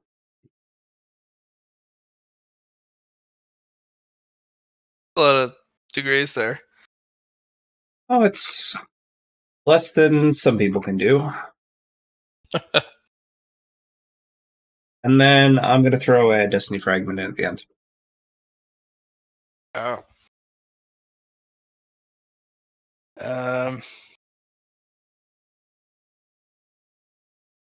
Could you give me a description as to, is this just fertilizer, or are you using it to boost something? So this is connecting to the tree at the end of the day because the tree is going to help grow the seed for its seed. So I'm going to put it towards that. Just strengthen the connection. There's a fruit being grown on the world tree right now, so it's going to improve that. That's the plan. All right.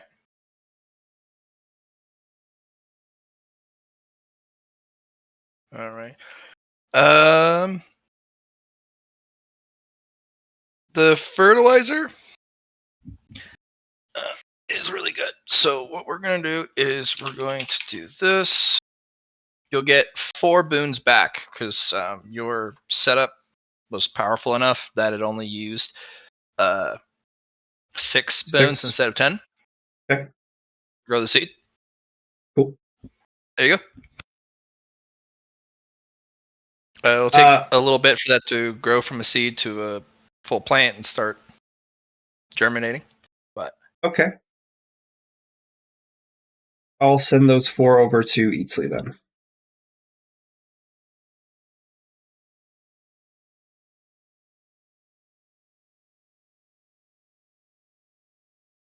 yeah, Eztli, what are you gonna do, huh? They're gonna have a conversation, or at least try and have a conversation with the Adventuring Guild. And see if they can get any information out of them. Or that's just gonna be a bust. What's your approach?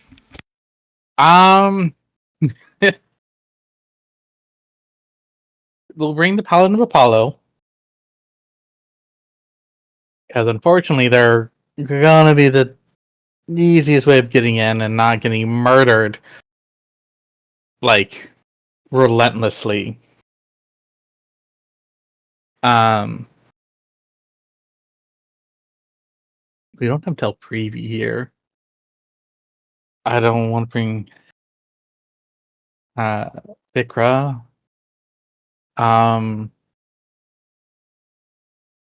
You can't bring her because that will evolve into bloodshed. You know what I realized?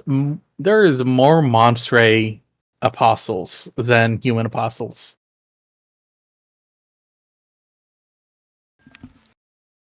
Yeah, there is usually, because it takes a special type of mindset to actually become an apostle, and a lot of humans, they just don't have that, and they also don't live very long.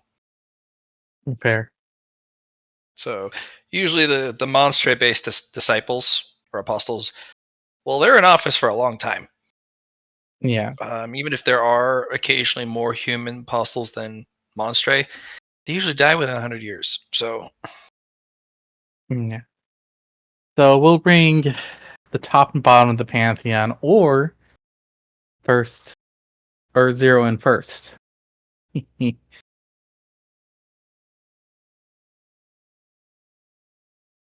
Get it? Nope. Oh, okay. I was making a joke that how everyone says Apollo's the head of the gods, Mhm. but Ezeki counts himself as 0 and 10.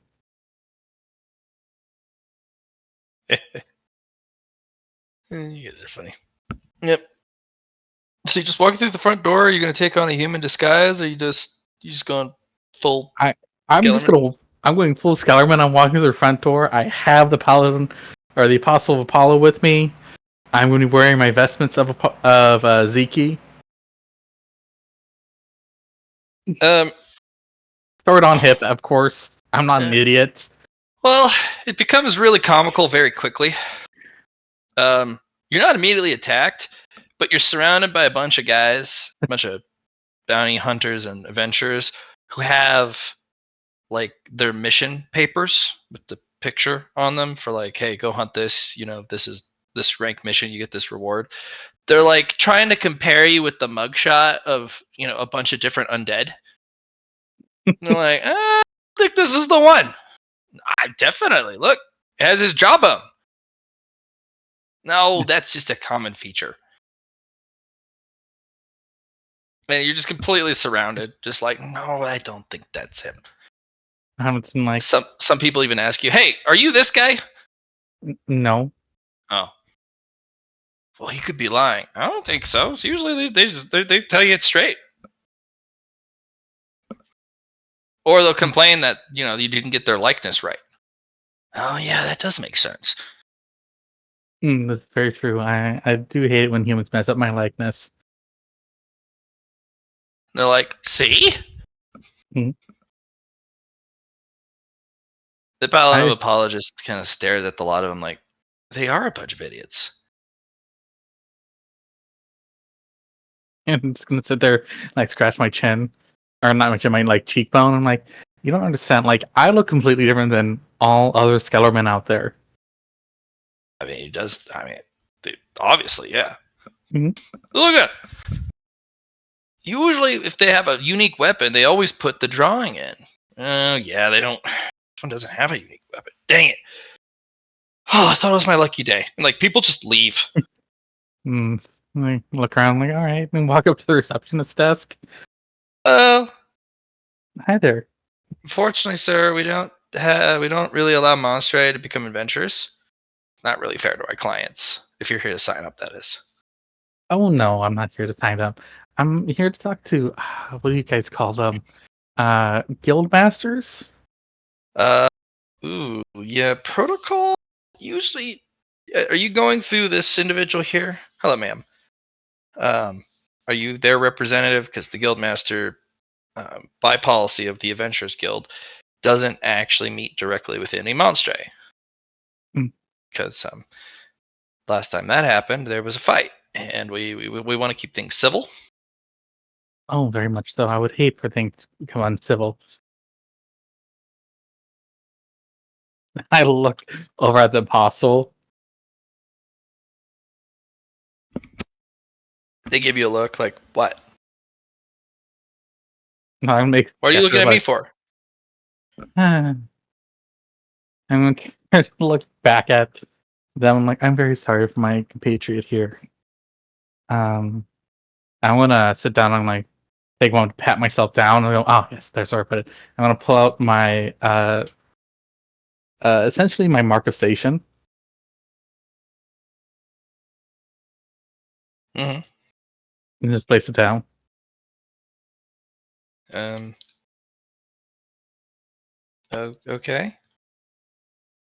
And I'm gonna put it back up and go, but yes, we would both like to speak with the adventurers.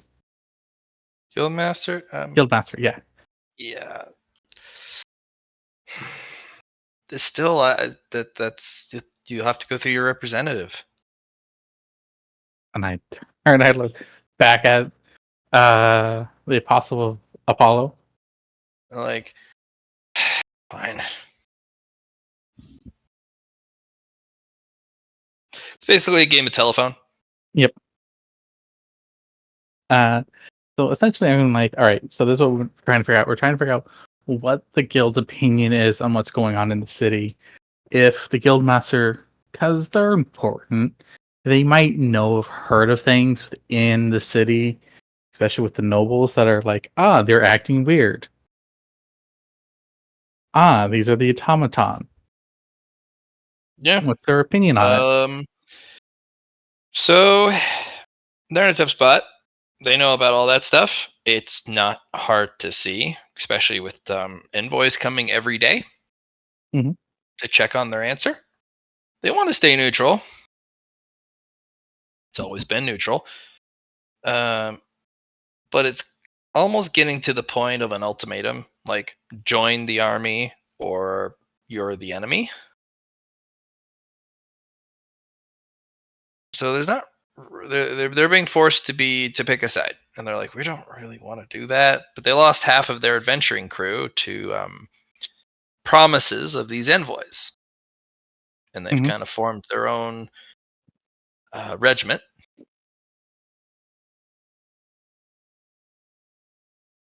And Mhm. they harass other adventure buddies or try to cajole them and coax them into joining. The Adventurers Guild has a reputation.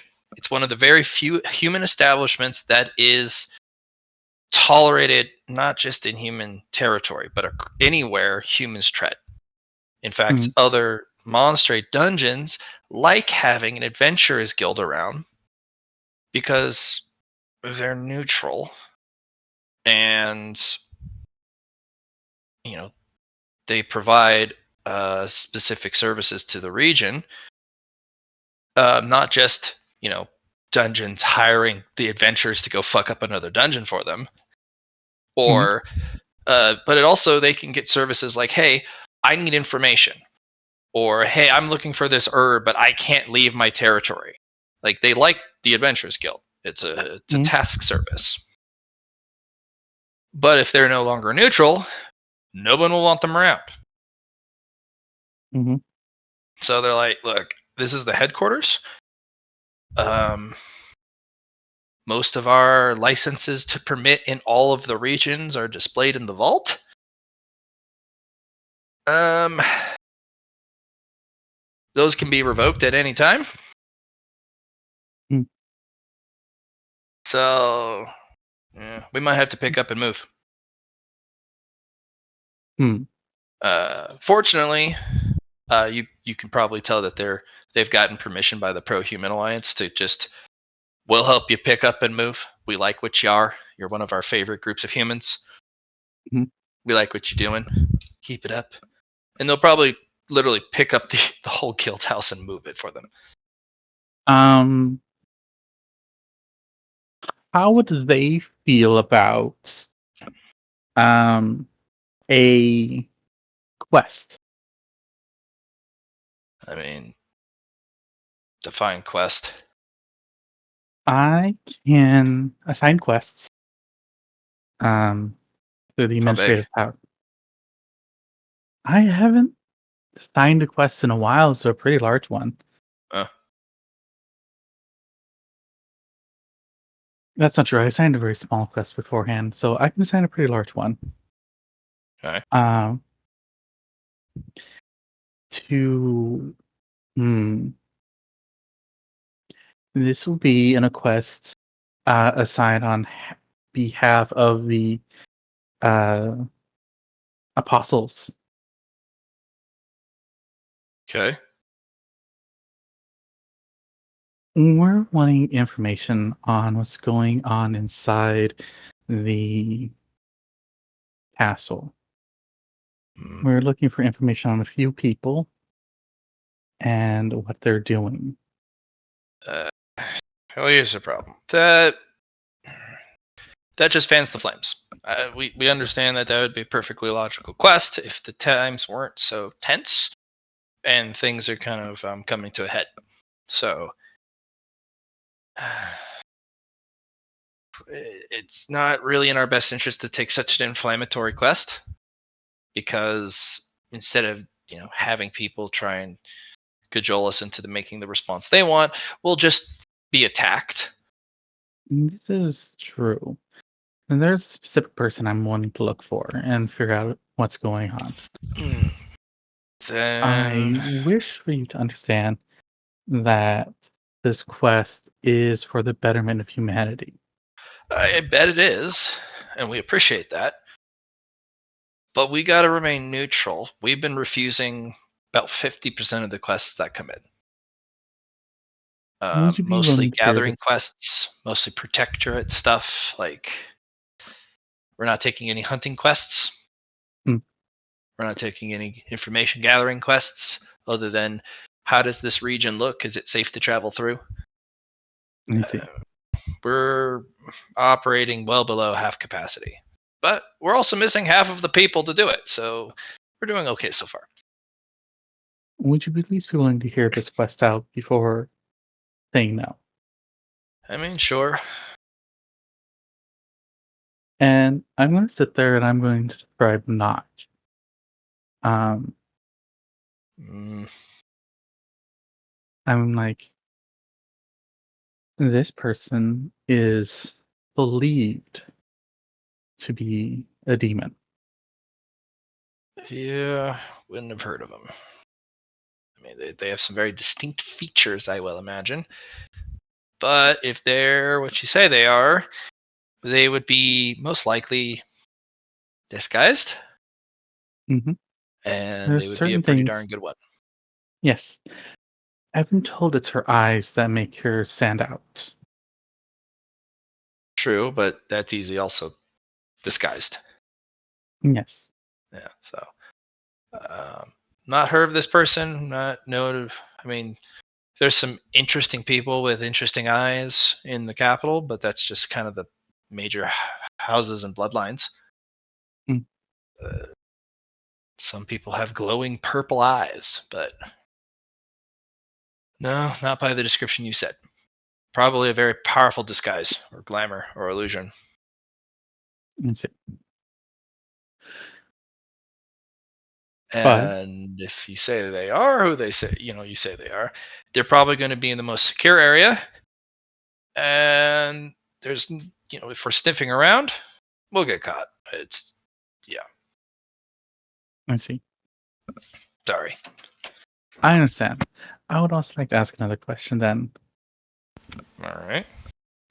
As this would not be an official guild sanctioned mission, who do you believe would be willing to perform a non sanctioned mission? Um, what's the nature? I'm going to look at him for a moment like, come on, keep up here. I mean, if it's about the thing we talked about, no one's going to do that. Hmm. Sorry. No one here at the guild. I have some crazy people who are itching to do some crazy stuff, but that that's a little too deep. A lot of these guys, the reason they sign up is because they get to pick and choose tasks they do. They get to choose their danger. You're not going to have a single guy who wants to take that because everyone here is about surviving and being able to spend that sweet, sweet cash when they're done with their mission. They're mercenaries. They want to live. We don't have any diehard zealots or fanatics willing to go on one ways. Not the place for this. And where would I find someone for this? You might have to contract out with your own species. They have the means of doing stuff that is beyond our capacity. Also, your own species is far more able to survive. But at the same time, I hear they're doing crazy stuff with monster gems anyways, so I just think it's a bad idea all around.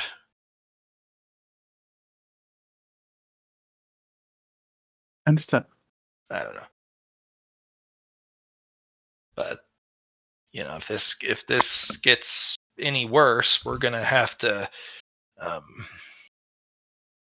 get out of town officially, and that's not good for business. That's not good for anyone. Um, yeah, well, that's just the way of things.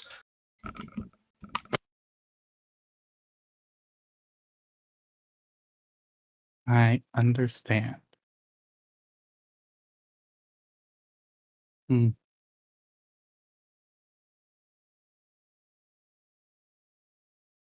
Would I be able to hire some of your people to go gather some materials for me? As long as it's not in the capital. Sure. You got all sorts of people itching to go get some stuff. Understood. It's one of the only types of quests we're taking at the moment.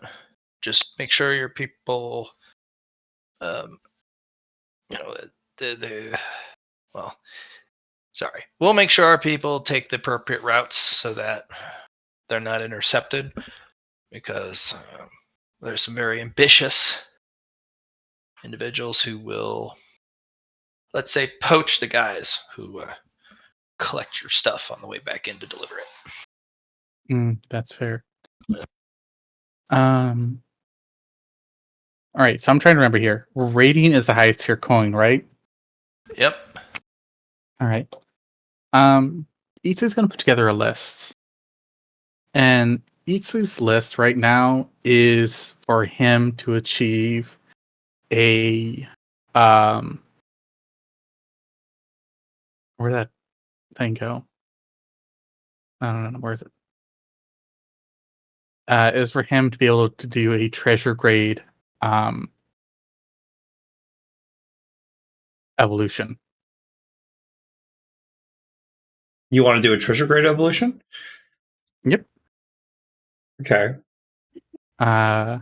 It should just be an evolution.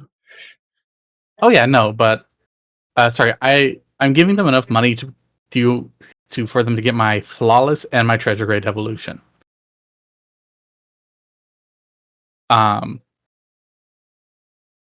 And I'm going to put down 10 radiant coins. I'm guessing this is an expedited request. Mm-hmm. Yeah. All right. He actually takes them, scoops them up, puts them on a scale. It's a very weird scale. It leans heavily towards the coins. And then he writes out the request and has you confirm it. Mm-hmm.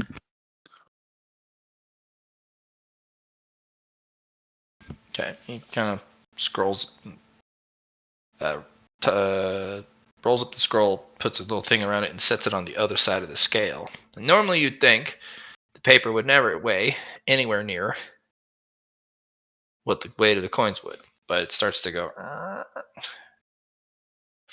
Yeah. Let me check who we have on roster to see if they'd actually be willing to accept it for Radiant coins.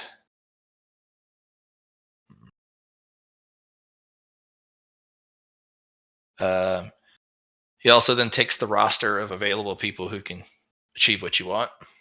Was there any particular material on there that is difficult to get? It would probably be the flawless Aether Stone and probably the treasure grade Aether Stone, large sized. Yeah. And he puts the roster down flat and places the scale on top of the roster. And then it goes, and the request is heavily weighted. Yeah, that's what I thought. Radiant coins are great. Here's the problem. They're hard to spend. They're better used as weaponry, more often than not. And it's money. The people you'd be hiring to go get the things you want quickly, without complications, don't want money. They want stuff. Mm. Stuff could be skills, knowledges, secrets, information, objects of power. They don't want money. They want things of actual value. Mm. He's just gonna stop and think about it for a second.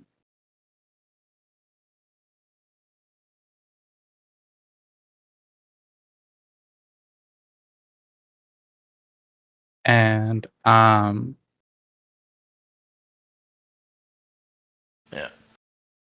it's going to pull out a golden wreath instruction manual. Oh. And then is also going to pull out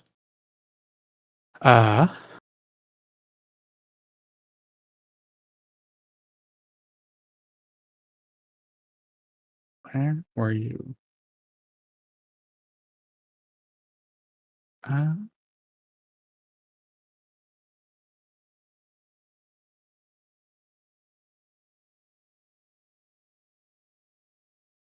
uh,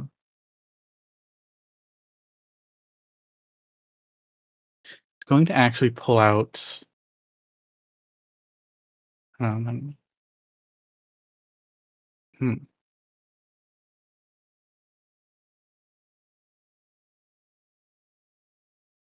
Sorry, I'm trying to find my writs. No. I think we're just gonna pull out the golden leaf instruction manual for multi-classing.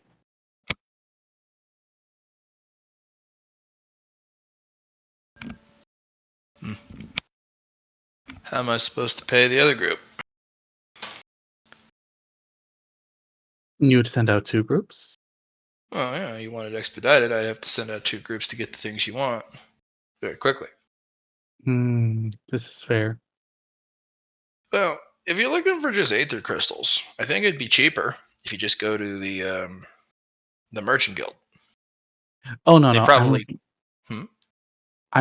Sorry, I just remembered I had my flawless aether stone. I need a treasure grade aether stone. He's like, yeah, they may have it. Although, oh boy, is that going to be expensive? But they'll probably have it. But if you want us to go get it, then yeah, if you just want the one stone, they're like, yeah, send a team. What's on the gold wreath? It is a gold wreath on how to multi-class. Oh, okay. No, that's okay. I got a couple of people who've been looking for that. All right, you have a deal. We'll get it for you for that.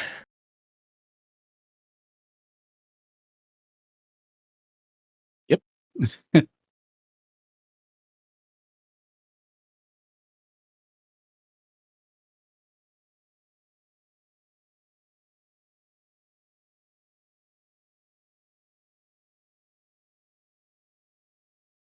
So you will stand up and I'm like, all right, we're good. Take about 3 days.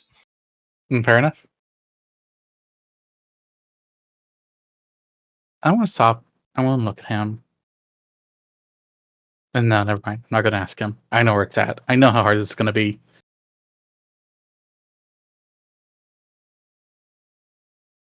I just don't have to deal with it. Yeah.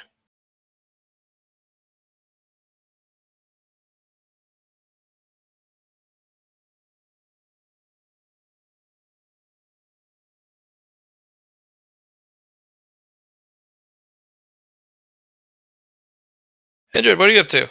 If you're still here, Me? Indrid. Indrid, the Indrid is. spookiest. Let's see. They're not feeling for it. We can. That's totally fine. Allie, do you want to do something? No. Pass on Okay. Indrid. Okay. All right.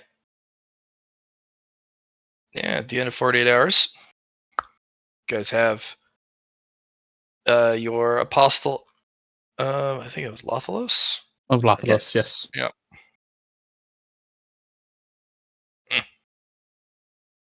He's like, I got the new written instructions for how to rule human civilization, and it is very good. And see. Good laws, good judiciary system, everything we need.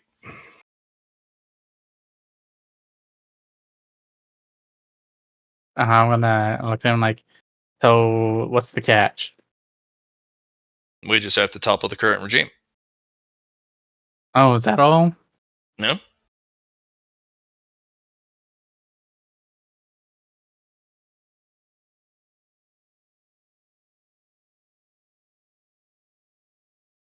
Yep.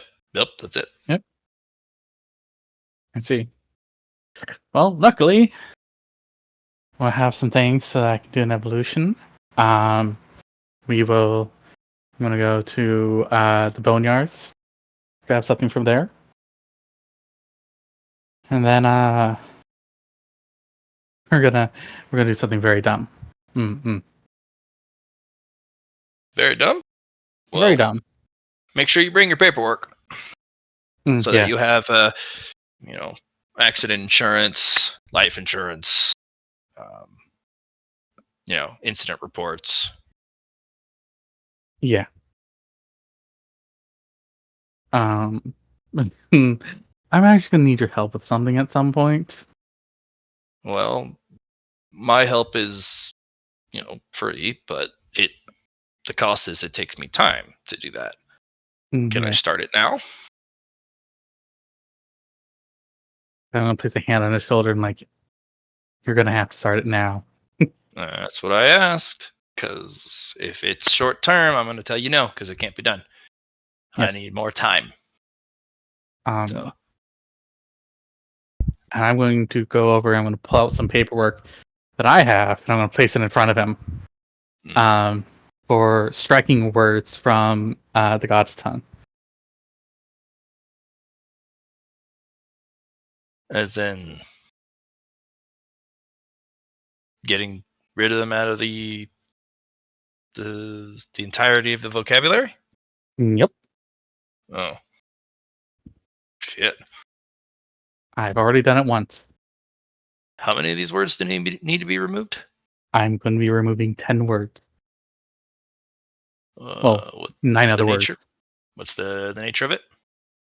I mean, like, do you know what outwielders are? Oh, it's to solve the Outworlder problem. Yes. Do you have the words already picked out? Because some of them are essential, and you may not even know it, because it provides context to other words. They are words that provide no context because they are words of gibberish and nonsense. Well, those are still things that provide Some context. context. Yes. Yeah. See the problem? Yes. How should I say? I'm using a wondering technique that I learned. Sure, but you're playing with God's Son. That's the problem. Yes. I have not picked out words specifically.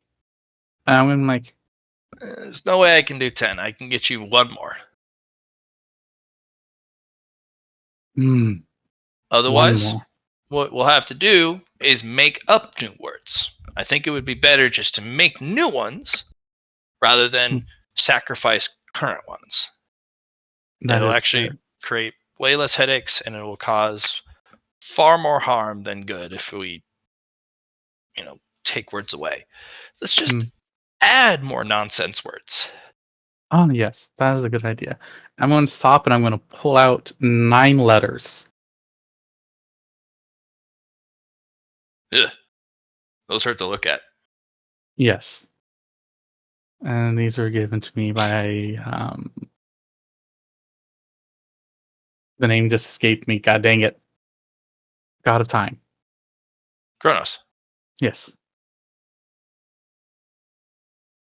I was told I may use them as I see fit. Oh.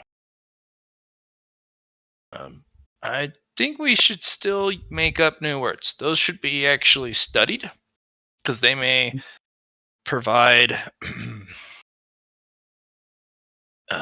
new context from old letters and words that we kind of don't know how to use anymore. That's fair. Yeah, I think those would be very good to enhance our understanding of God's tongue rather than sacrifice them. I'll get to work on the paperwork for new words. That's fair. And you want them as nonsensical as possible? Yes, or someone would not use it in a sentence. Well, perfect. There's actually paperwork for that. I'm going to look and like, So you understand, I'm not Yeah. hiding this from the other apostles, but I have a sword that contains a fraction of an outworlder. Oh, yeah. We'll have to construct a casing for it, or somewhere to stash it once you're. It has been properly secured and stashed away. Great. I wish to know your opinion on this. I plan to fragment it into 10 pieces Hmm. and Well, give a sword to each of the apostles. don't do that. No.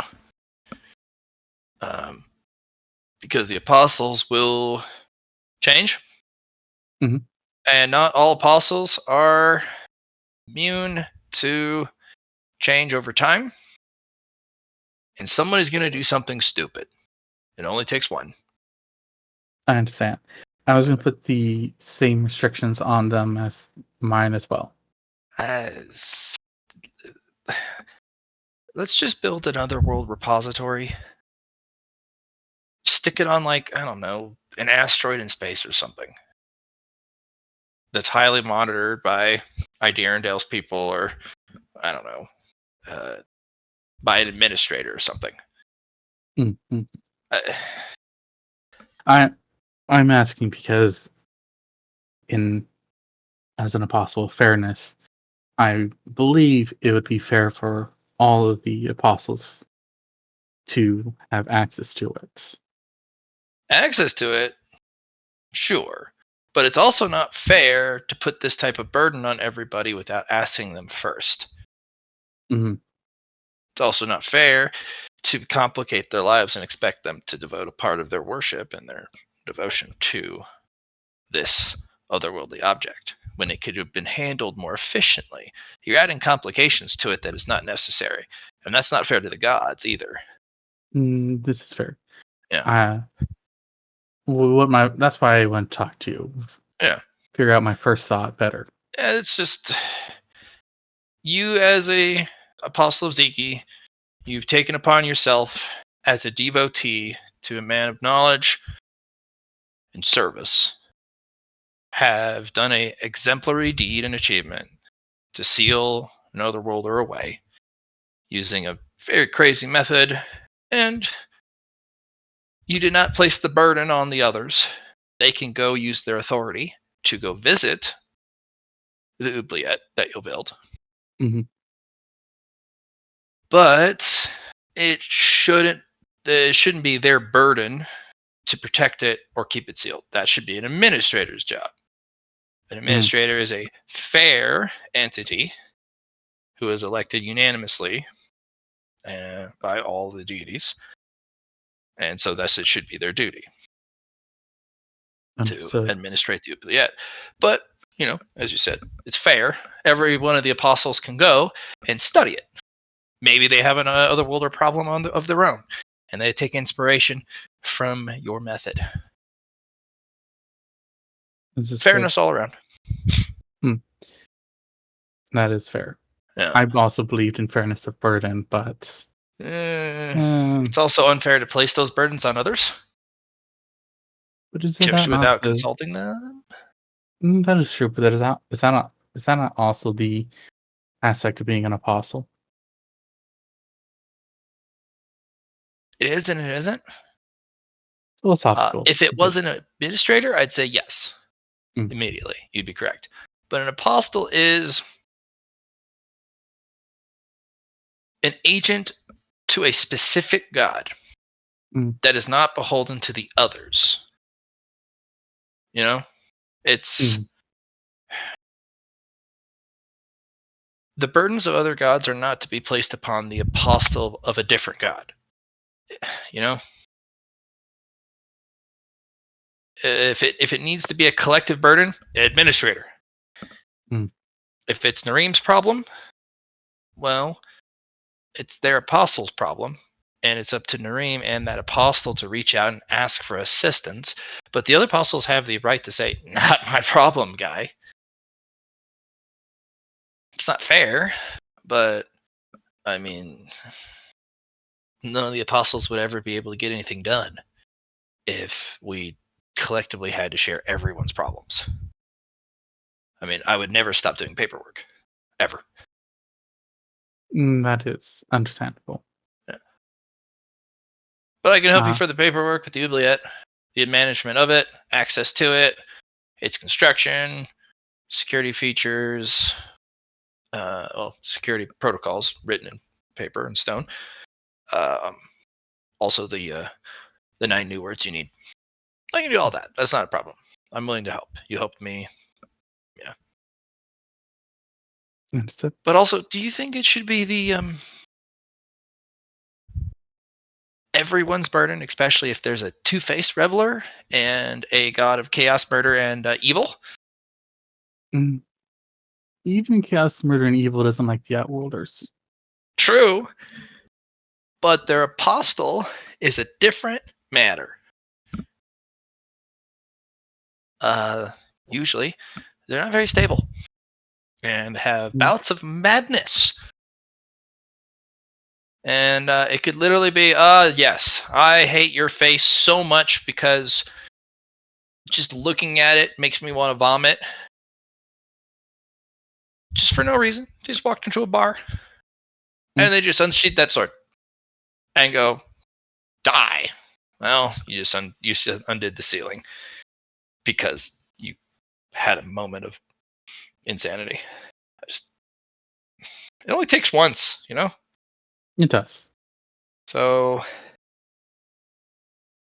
let's not. It's going to be hard sealing that thing enough anyways. True. I'm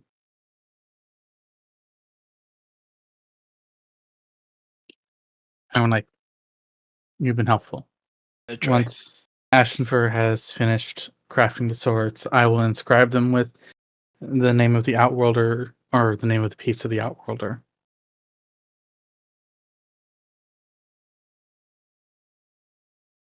Well, it'll take me a while to get the paperwork done regardless, so.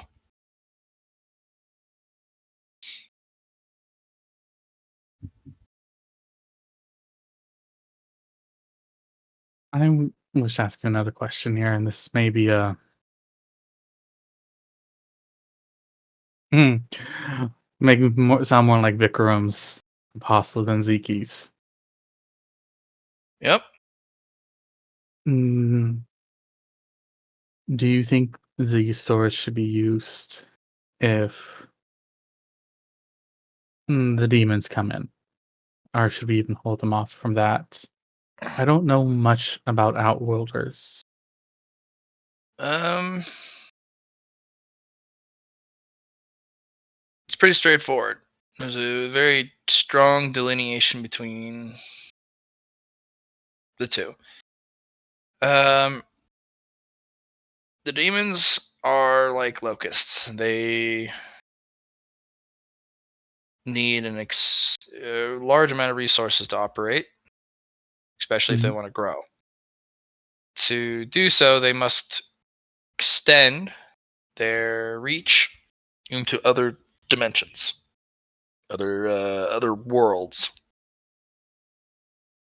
But in doing so, they are still beholden to that world's rules, and it takes an exceptional amount of power and energy and their special kind of magic to bend them, but they never break them. Otherworlders outright ignore and eat the rules. They're not beholden to anything. We consider them a much worse threat than yeah, because they actually eat away at the god's powers. Not even if it's like not even their intention, but just eating at the rules of the world. If they eat enough of it, then that god loses the ability to control it, and eventually the world may lose that, feature. Imagine if we didn't stay on the ground. What if we just floated everywhere?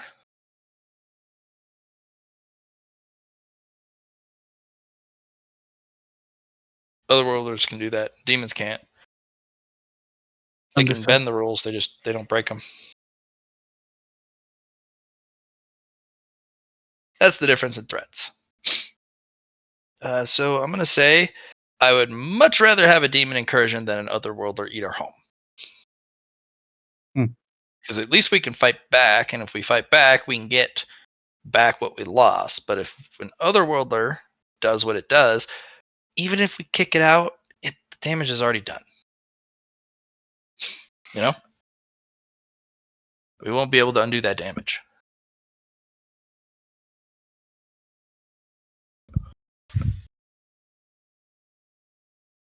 They're also way harder to deal with. Yes.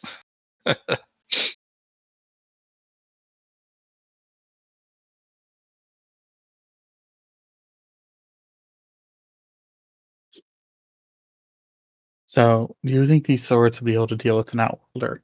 Or would it be... Are we just putting them in a prison and onto an asteroid in the middle of space? Yeah, that works. Good to know. Yeah.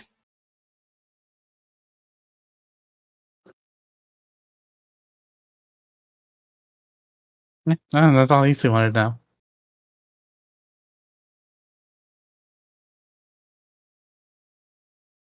Anything else? I mean, besides that, Eztli's just going to go to the boneyards at some point.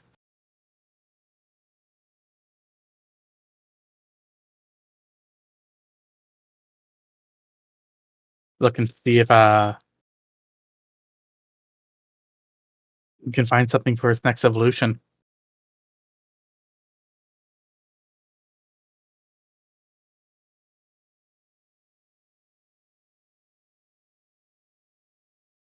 Good luck with that.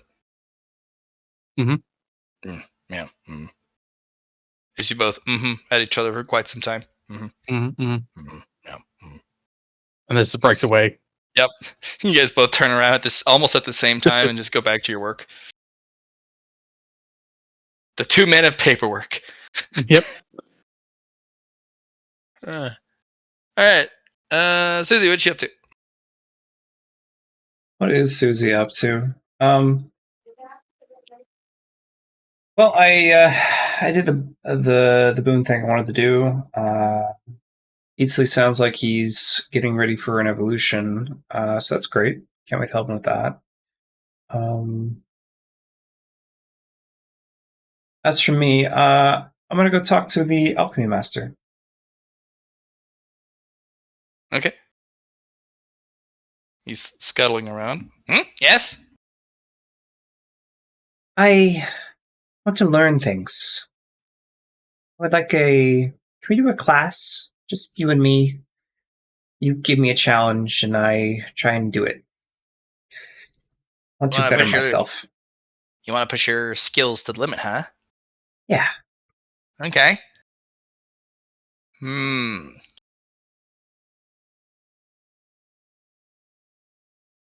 You're pretty good. Let's see. I could give you the Elixir Grandmaster test, but you're not quite there. You haven't got the quest to it yet, so it'd be kind of fruitless to, do it. Basically, you make a new elixir, and it becomes part of the elixir list, and then it'll change the gold leaf to silver. That type of thing. I mean, I'm doing Alchemy of the Divine right now. But do you have the quest yet for it? Alchemy of the Divine, or the other quest you were just saying? The one I was just saying. No, I don't have that quest. So let's hold off on that one. That one's kind of tough. Okay. Maybe we can do it after. Well, there's only 2 things that'll push you to the limits. This either drives someone insane trying to figure it out and actually accomplishing it. Usually most people quit alchemy if I give them either one of these quests. You gotta be crazy to keep trying. Still interested? Yeah, I am. All right. Well, one of them is a constructive alchemy. Basically, you take alchemical ingredients and you basically convert it into a single ingredient. Now, this does sound like you've been doing this all the time, right? Wrong. It's very difficult because what you're doing is taking a whole pile of stuff and turning it into one stuff, one pure stuff. You're I see. taking a dizzyingly complex array of stuff, combining it so that it only makes one pure stuff, and it can't be mixed. Like an elixir, it's a pure mixture. Everything's all in balance, but it's filled with thousands of different stuff in harmony. No, you're basically hold on. He reaches in and he pulls out a gold coin. This is stuff, but it's a lot of stuff. It's a gold coin filled with stuff. And it's not just the aether energy in it, but the gold is not pure, because if it was pure, it loses its strength. It's very malleable. So it's not pure. What you're doing is purifying something from a lot of everything. And it's a super reduction. It's basically you're constructing a new element type of thing. Very difficult. The other one is you have to make a single potion of any grade using aetherless materials. Oh, that's interesting. Yep. Oh yeah. Any grade. Doesn't even need to have aether in it. It just needs to be consumable by somebody who has aether and not have them die or have any ill effects. It could literally just be, yes, drink this bitter concoction. It'll help you with your cold. Problem is, that person has a lot of energies of the world in them. And if they drink something completely devoid of energy, that stuff could just kill them from the inside out. It's poison despite being medicine. Okay. Very dangerous. So, once they ingested it, the major clue I can give you is once they have ingested it, it doesn't need to remain aetherless. So if it combines with whatever is in their stomach, it can then take on the energy properties and become no longer aetherless, but it needs to be aetherless going in. It also needs to be able to be stored as an aetherless product. Something comes to mind. Eztli told me about this one time. Have you ever heard what a Jaeger bomb is? That sounds a scare. A Jaeger bomb? Yeah. I don't know what the first word is. I know a lot about the second word. Yeah, so you use two liquids together, two different ones, and then you pop them in together, and then it makes a new drink. So you could have a an aetherless thing that then pops into this other thing, and it kind of makes a potion.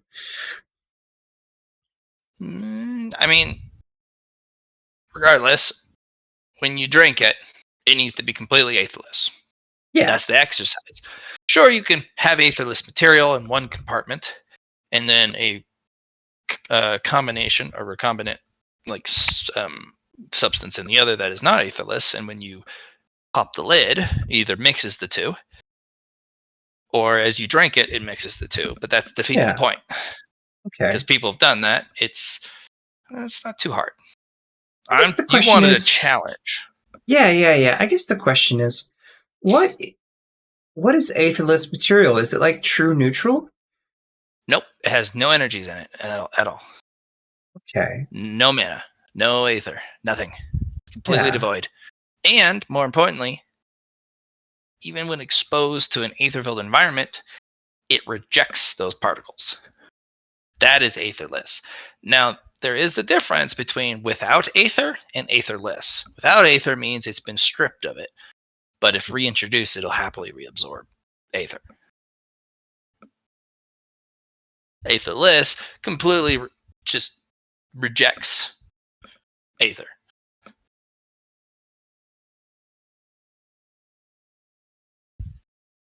Okay. Yes.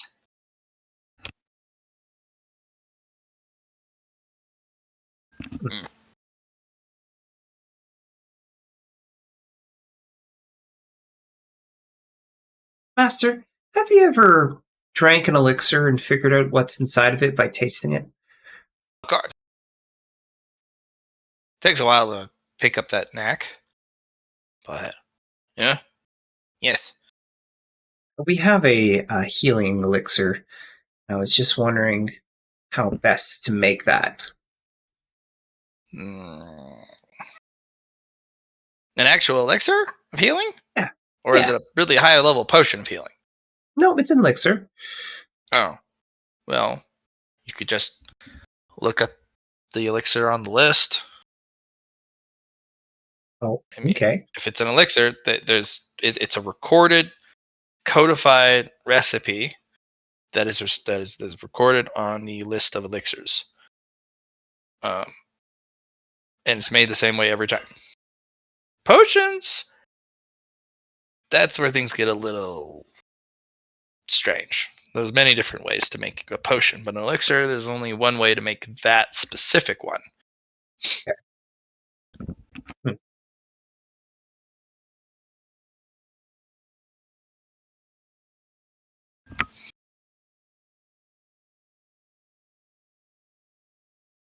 But I mean, I could drink it for you if you like. Downside, healing elixirs on somebody who needs Doesn't not need the to be healed.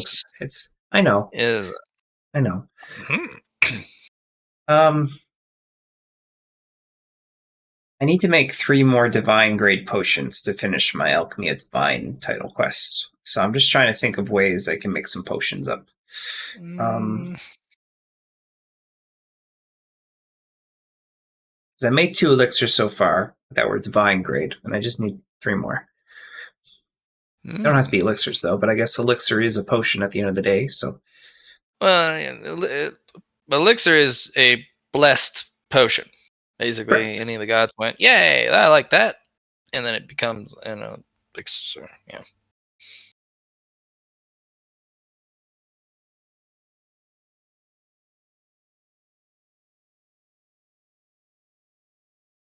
So wait, No. divine grade potions and elixirs are the same thing then? Well, yeah, in a way, because they have to be blessed. They become elixirs.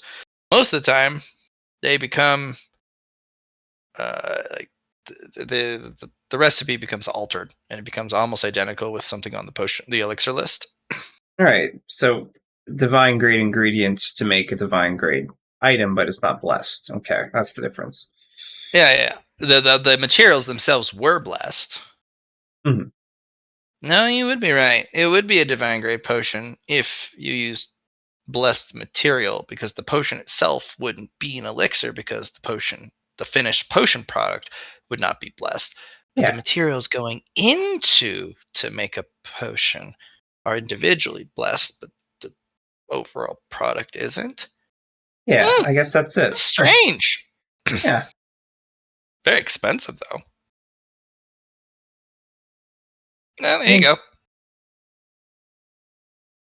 Okay.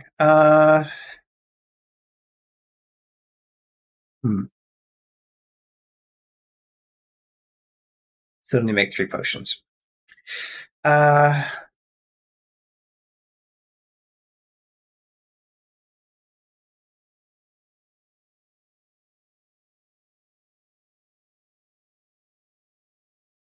So you've traveled around everywhere to gather all your ingredients.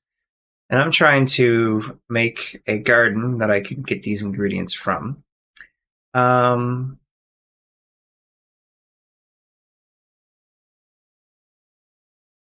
just trying to figure out ways I can go get some more stuff. Have you completed your labor? My labor, my Yep. my class, my title Nope. quest, or my No, your apostle labor. yeah. You can ask for another one. Usually Ask it's for a another very, one? very, very, very difficult task, but at the end of the journey, usually there's an equal reward for your labor. Okay. That's one way. You could always raid a dragon's horde. I mean, a dragon does. Well, yeah, we were gonna go raid the. I'm gonna talk to Eztli. Eztli, we should go. What's the word? Fuck up the Desolator. Thought we were gonna do that. We're gonna go fuck him up. That's funny. What was the phrase? Fuck him up. That's funny. That was not us wanting to do that. That was Ashenfur. no. It was originally Phil. Phil.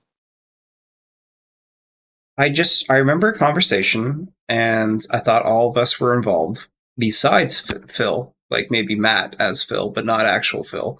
But it was we can fight the Desolator because Ashenfur has these fires that make him immune to the dragon's fires. So we can deal with the fires. Well, so like so Phil originally wanted to fight the Desolator. Mm-hmm. I think Ashenfur wanted to fight the Desolator, but I'm not sure. So that'd be a great way to get a horde.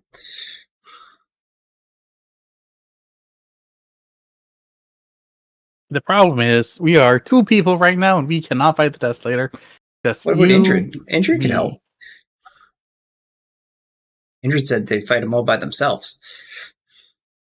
I don't think that's a good idea, but it's. I like the confidence Indrid brings to the table. Indrid brings a lot of confidence. I mean, we wouldn't be where we are without Indrid. It's true.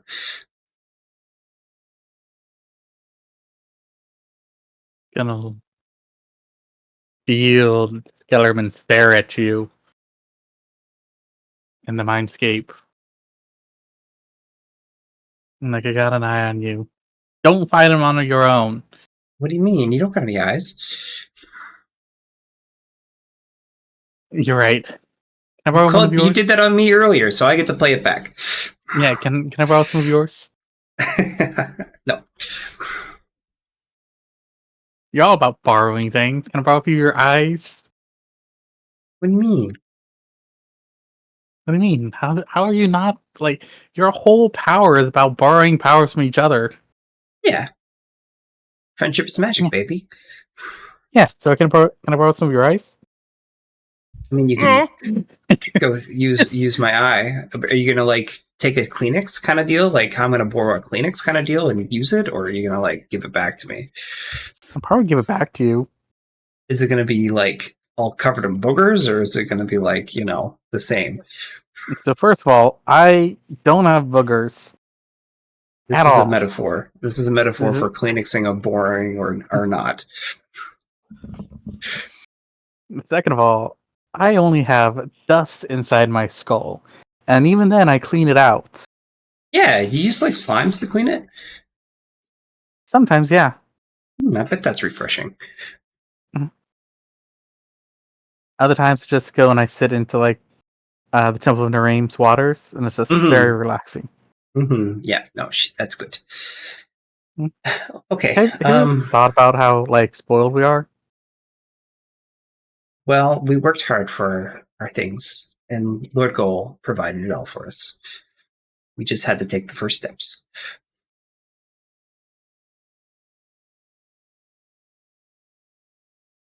Anyway, Dragon Horde. Okay, back to reality with the master. Okay.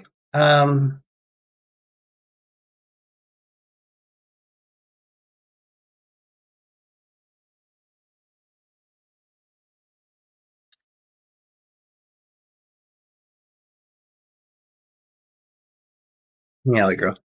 Back, I'm ready to fight the Slayer. Let's go. We can't fight the Desolator, Allie. We're not powerful enough. We need a full team, a full plan, and a Full team. It's true. You have the friend network.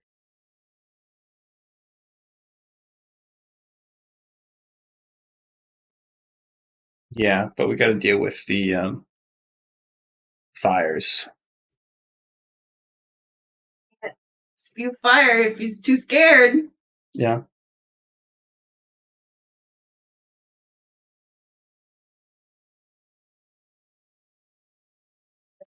Up and tied him, and then it'll go boop.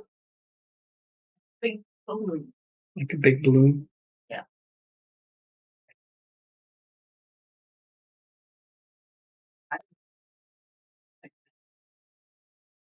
Like fireworks. You like fireworks, eh? I was gonna say No. Hmm.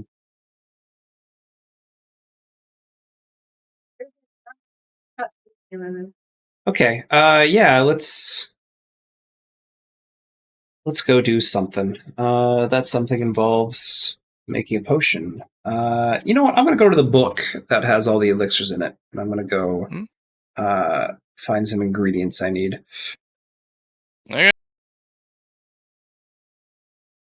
I'm already producing some of the ingredients for the healing elixir, so let's see what else I require besides time.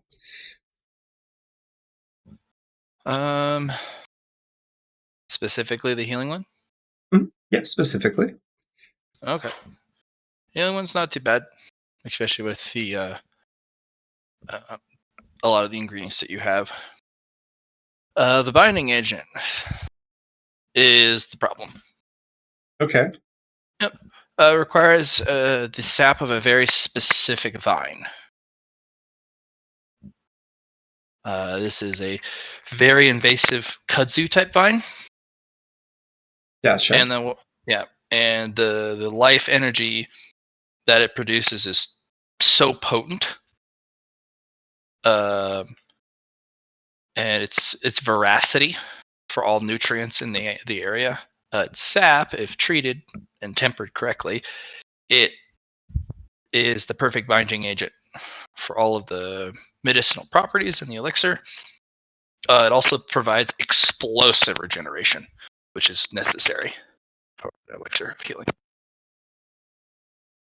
Okay. And the what else? The lotus sap. That's not grown yet. But that is required in the elixir, right? Correct, yeah. Okay. I don't think it's been 3 months since we got back from Skyhold, right? So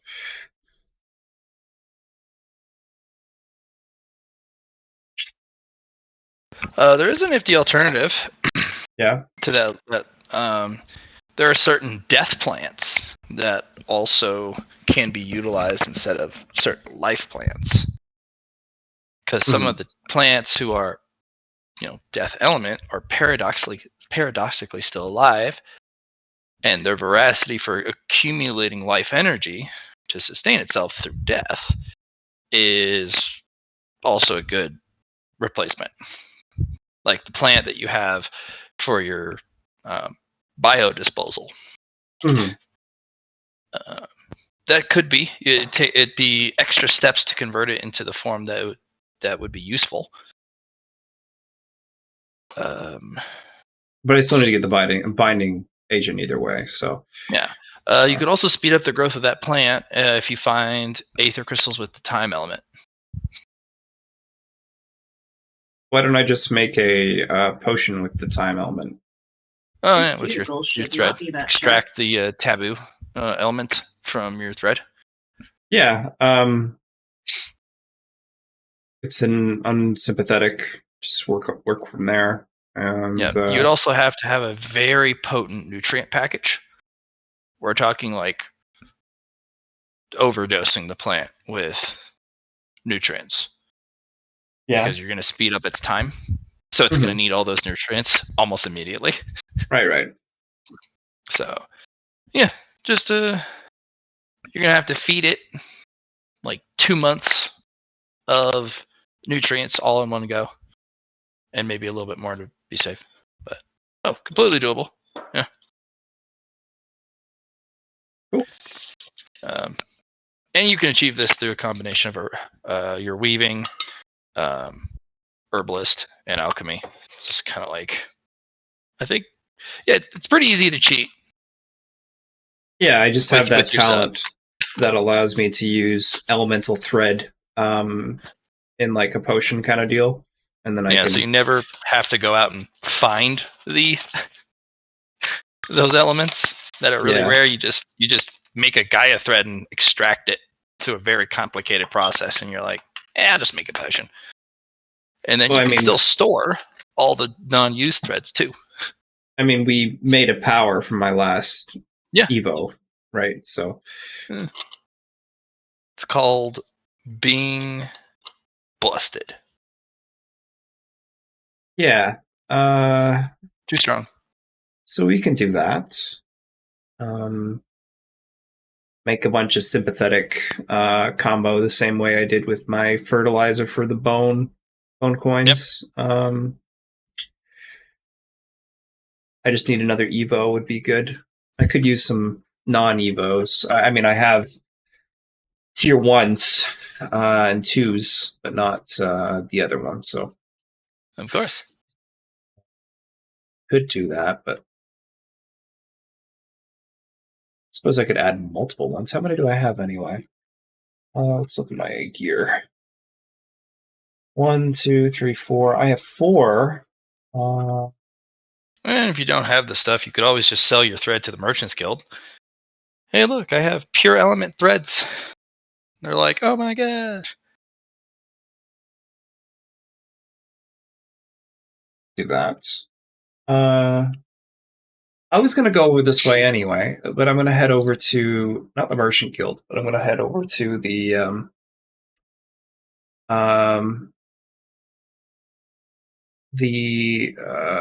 dungeon that has all the merchants. If it is the Merchant Guild, then I understand, but I didn't think it was the Merchant Guild for that. The ones that provide the humans with things. The ones we were just talking to.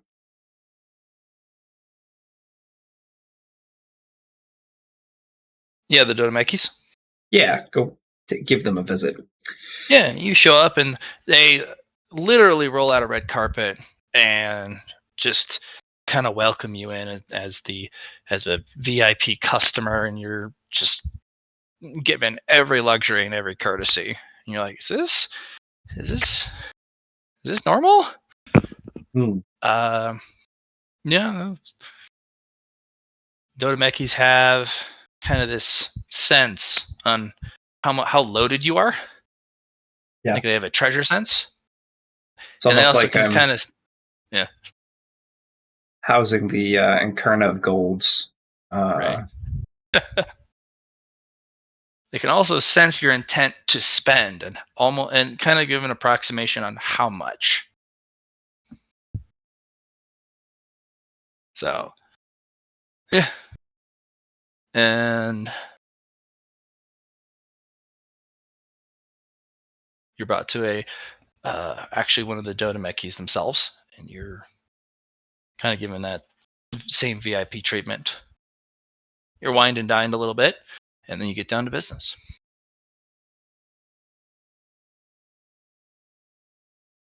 Hey, so I was thinking I would like to expand my services. I was actually hoping to make some deals with you.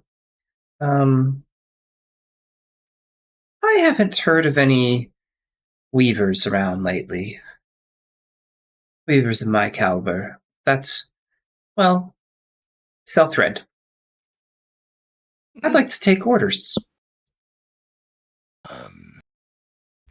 We just buy. We buy wholesale so that we may have an inventory warehouse. So we would like to place orders then. All kinds, all combos. I will provide my list, and my list is all. We'd like to buy all so that we can fill a very large warehouse of threads of all different types and combinations. Blood do you have on hand? Blood? Yes. Well, we have all sorts of different types of blood. Does it matter a specific type? Specific grade? How much aether is in it? Oh, never mind. I just remembered. I have potions for that. Okay. So yeah. Doesn't need to be all at once. Perhaps we can do it by batch. You tell us what we can get for you in return, and then we can determine how much thread. So what I'm looking for right now, is not gold per se, but aether stones. No, we have plenty. Different types, sizes, grades. Oh, wonderful. Okay. Yeah, please prepare that for us. I am going to be, growing some plants, and I need a fair amount of, energy for them. So I would like to make a large batch order once I complete my order. Let's do barter, I suppose, and make it easy that way.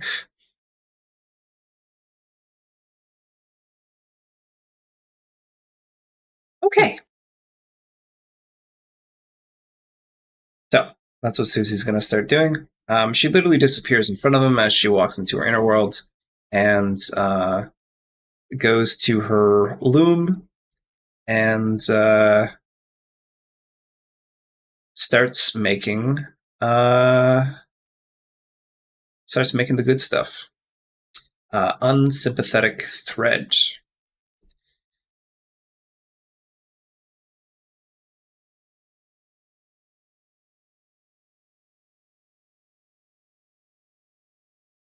So yeah, I'll just be doing that for a while. Keep me busy. Do you have a specific thing you want from in aether stones? Like, do you have a specific one with an element, specific grades, sizes? Yeah, so I'm hoping to get a flawless done soon. I don't have any flawless gems myself. So I would like a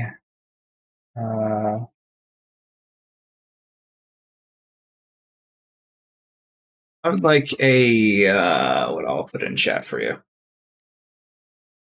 Large. Actually, no. Medium. Flawless. One medium flawless. Moon. Actually, no, I can get those myself. Just one medium flawless aether gem. 4 9 large size superior. That's for me personally. For the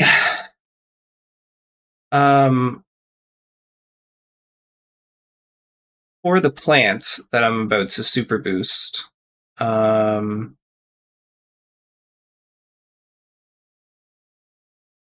gonna need earth, wood, or yeah, let's get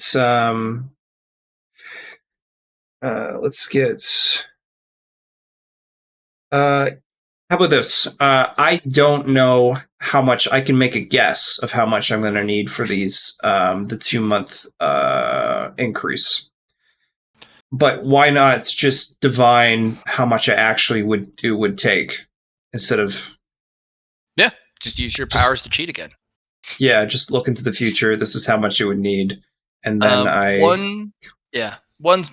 I'll save you some time on the rolls. One spool of sympathetic and one spool of unsympathetic thread will get you all the materials you'll need for the speed up. Okay. And it's let's really just rare say, to get those combos.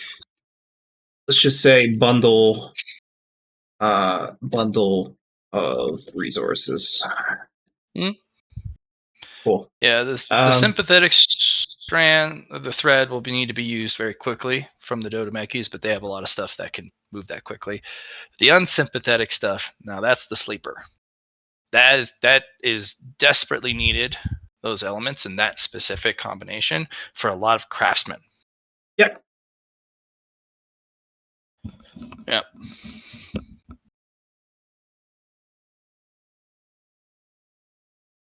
Okay. Allie, do you want any resources? What about you, Char? Do you have all your superiors you need, or he's already hired people to get the treasure grade large Aetherstone.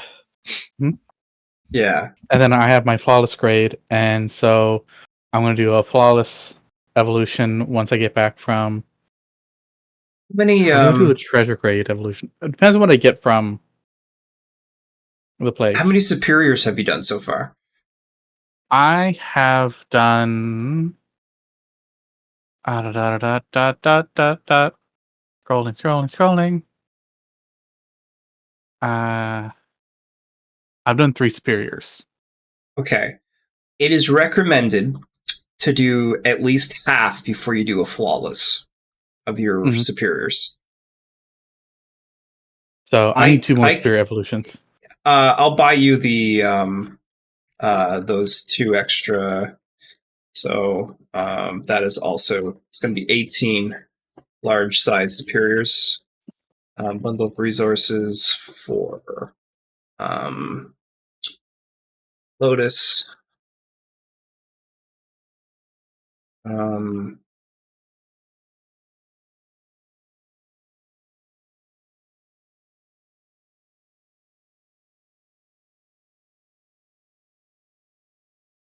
Yeah.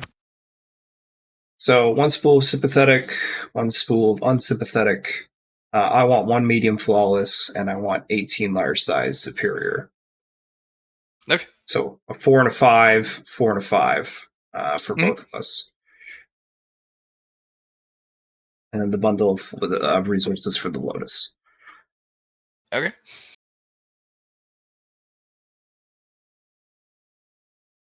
They're not going to be able to give you time element aether crystals because they just don't have those. I didn't ask for any aether specific. I just asked for just aether stone. Perfect. Yeah. There you go. Okay. I'll send 9 over to Eztli, and the other 9 are for myself. Very good.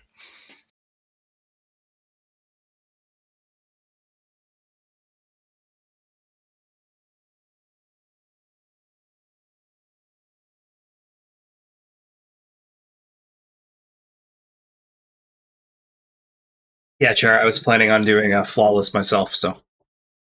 Yeah. I'm hoping to get some stuff from that. I'm hoping I still need another a flawless plague crystal. Yeah. No, a superior plague crystal. And then my flawless is going to be my life crystal.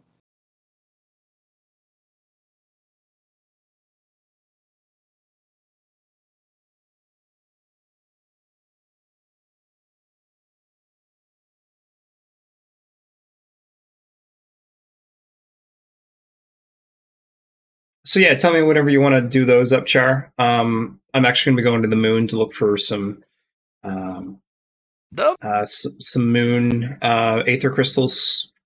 Mhm. Dig around there for them myself, and Yeah. You haven't heard of bone aether crystals, have you? The best I can do is bone elements. I haven't heard of a bone element either, though. I'm sure there's a bone element within my thread. I can whip up for you. I could do a potion. You could add that to your evolution. Bone element is not a thing.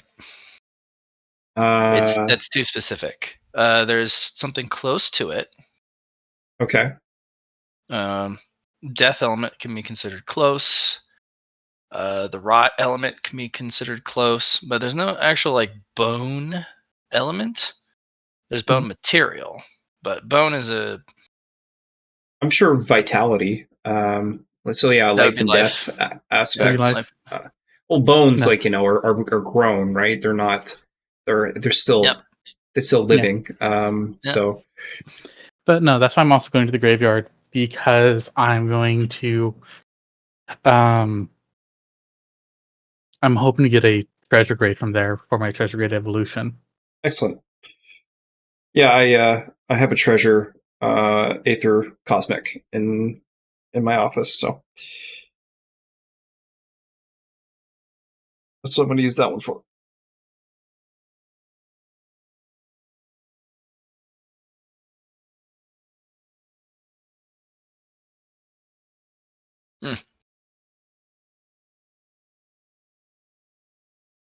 All right, you're making your way downtown.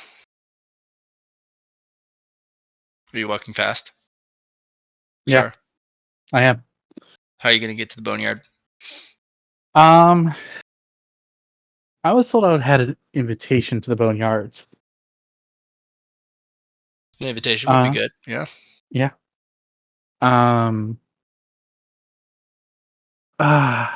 I could go to the land of the dead to see if there is, if anyone there, if any of the Skellermans there know how to get to the boneyards. I could access the Akashic record. I don't want to do that.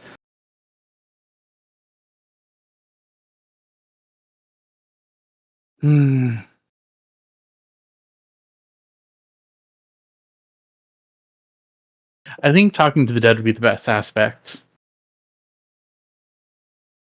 See if there's any dead Skellerman in Zeke's realm, and see if they know how to get to the boneyards. Ferryman knows. He can just take you there for a fee. Oh, what does he want? The usual crossing fee. Two more coins. Oh, actually, no, I have 2 coins because I didn't have to get back. Yeah, there you go. Yeah, so I'll give him 2 coins. Yeah, he'll take you to the boneyard.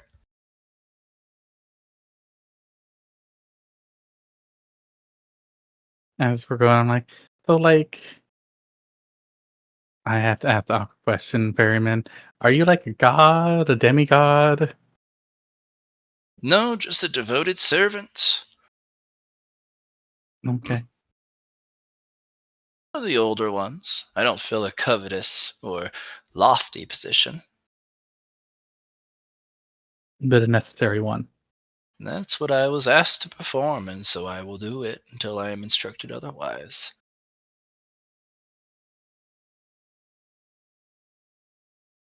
Understood. And the enjoyment and satisfaction I get out of it may seem a bit strange to you, but one of which is I feel that my job is always relevant and important, and I'm always in motion. Whereas some of the most loftiest positions under him sometimes sit there with nothing to do. Hmm.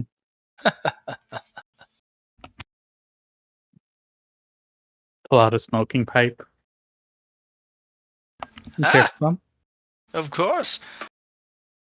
And light it. And pass it over.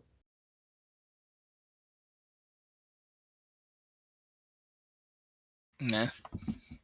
He takes a bit. I can actually taste this. Fascinating. Mm-hmm. Take some, smoke it.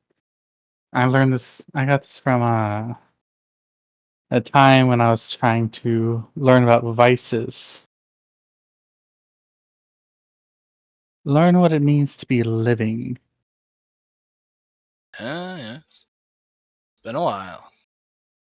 Mm-hmm. So, we'll be there faster than you think, but it'll be a long journey. Do you have questions about your destination? You will be permitted 4. Be very careful what you ask, because they will affect things going forward. And by the time I'm finished answering your 4th question, we will be there.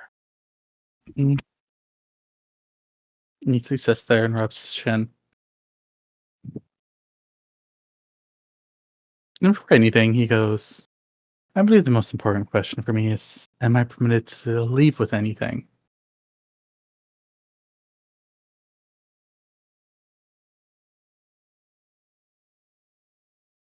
He said, do you need to leave with anything? No, am I permitted to leave with anything? You've already paid the fee. The coins you give me are not for me. They have power here. They provide a service in which, or permit a service in which normally wouldn't be available because the rules deem it otherwise. Coins allow an exception. You've paid your coins. You may take one thing. Understood. Yeah. And after he answers, the scenery changes considerably. He's going to look out over the side and go, It's still the underworld, but the rocks have changed, the colors changed, the current's faster.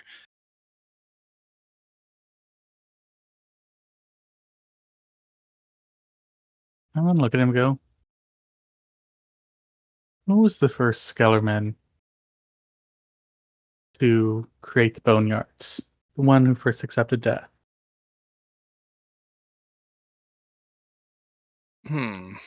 Bit of a correction there. First Skeleman is the one who refused death. Yeah, bet was Iki. A human, actually. Skelemen aren't the oldest creatures of Ziki. Skelemen are the oldest human followers of Ziki. Or they used to be human. But no, it started out as a bet. This individual loved life more than any other creature to have ever been recorded. It didn't matter what happened to him, he wished for life with all of his being. And he asked nothing in return, such as not a way to live the life, not for fortune or glory or fame, just to live, no matter how bad it got. And that caught the attention of Ziki. He said his time was over, you must return. And the individuals spoke. I have not yet lived a full life. Ziki did not really much care. Not everyone or anyone really ever lives a full life. But he was intrigued. Somehow. I don't know that part of the story as how the human intrigued him. You'll have to ask Zeke himself. Short conversation proceeded.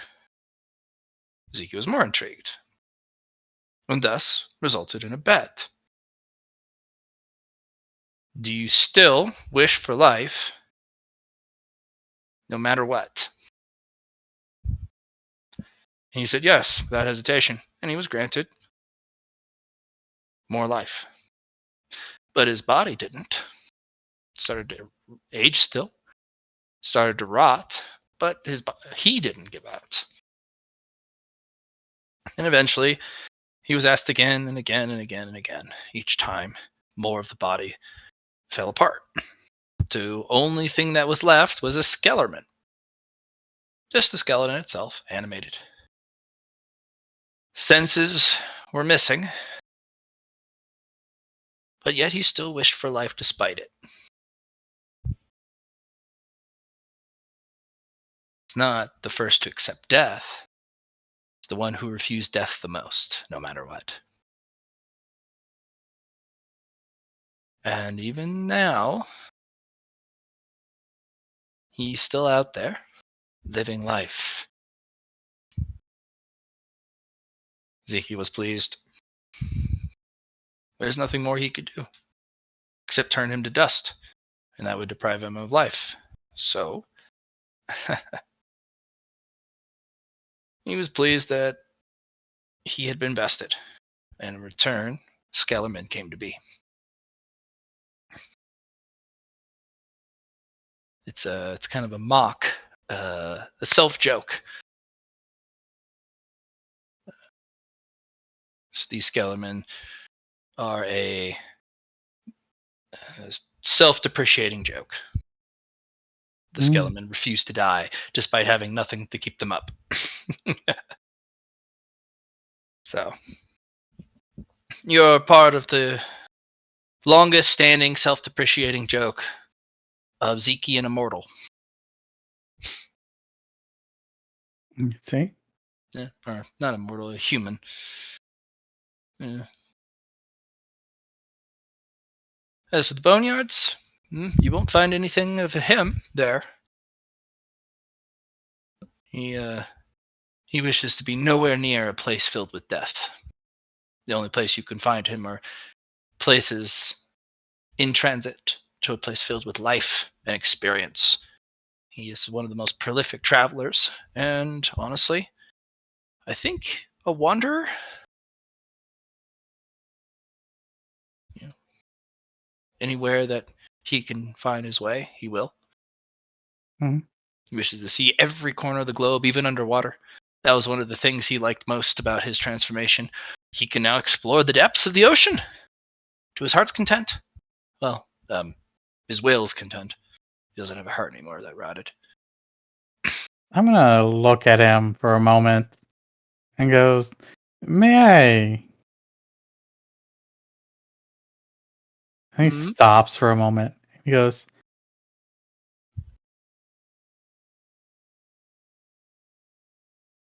"I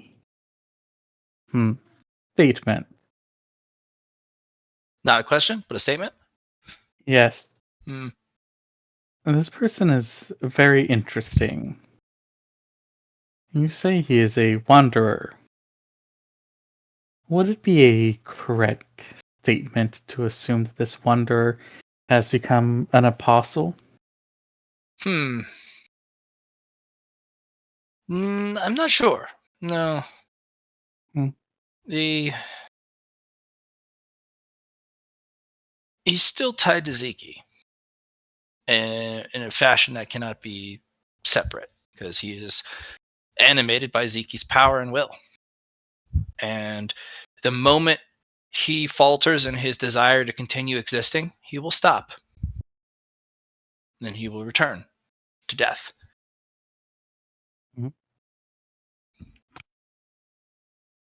It's just an interesting idea. I've been waiting on a wanderer.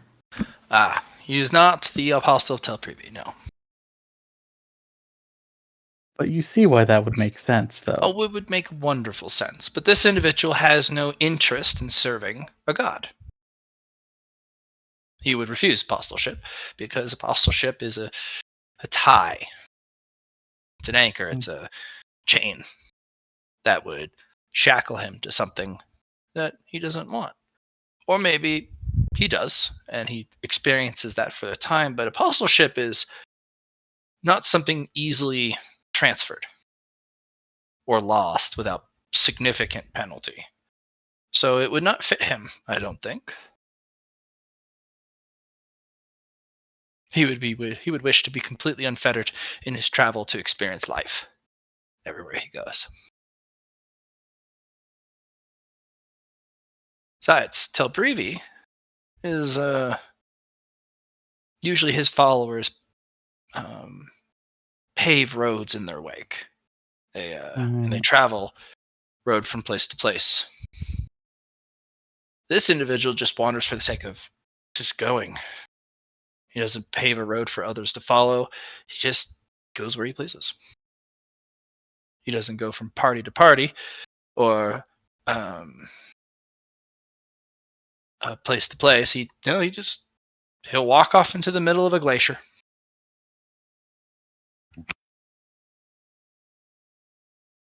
Good to know. But you see why I was thought what I thought. Yes, of course. No, you'll be most likely meeting them soon. Not the skeleton, of course, but the apostle you've been looking for. Mm-hmm.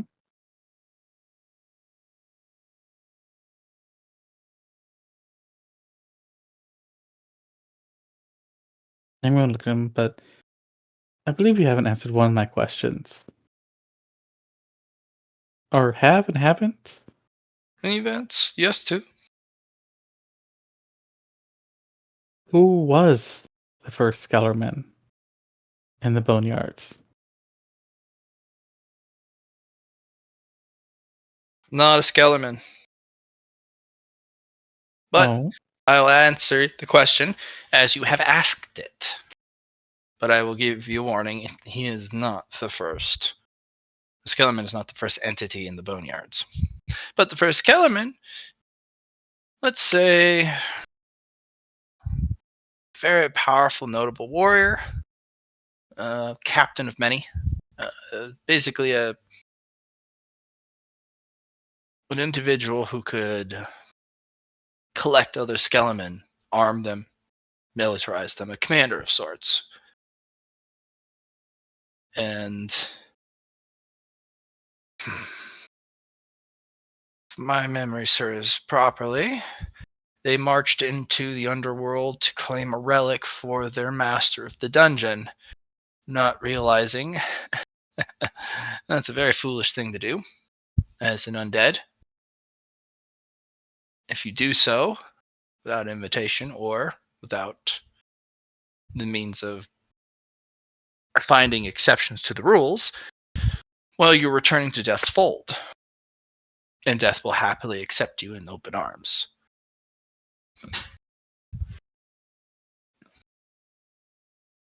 He and his legion are in the Boneyards.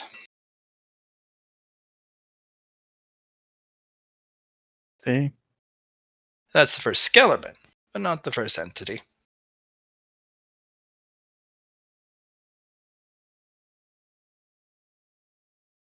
Who was the first entity of the Boneyards?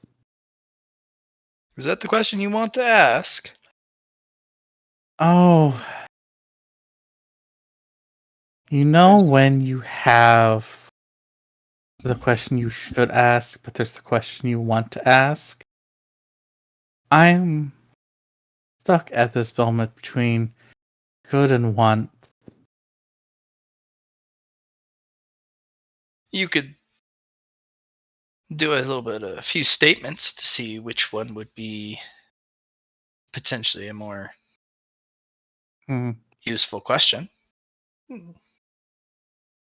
That is true. But sometimes it's just hard to deprive myself of knowledge. And he's just like, all right.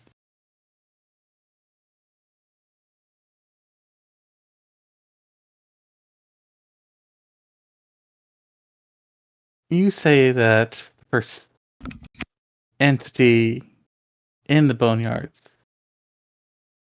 is not a Skellerman. That would lead to the assumption that the first entity in the Boneyards would be... No. I would need to know that question first. And that is an interesting question.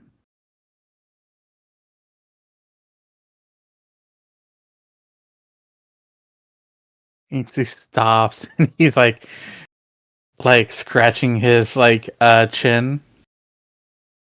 He looks at him and goes,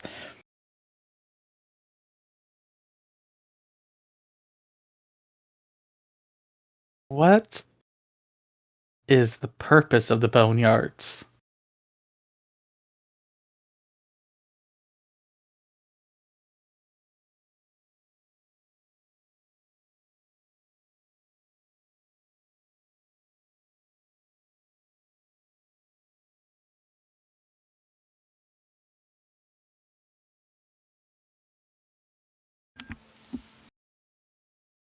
What is the purpose of the boneyards? Yeah. You're still missing a critical question. Are you sure this is the one you want to ask? I'm sure this is the one I want to ask at this moment in time. And yeah. Alright, well, the purpose of the boneyards will be your final question. It's a prison.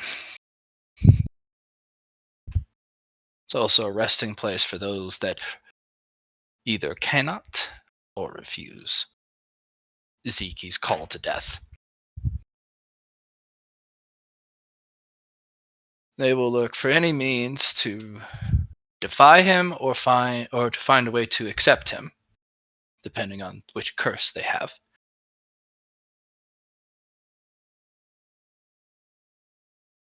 Be careful. Boneyards are not just there to be available for their servants of Zeki and other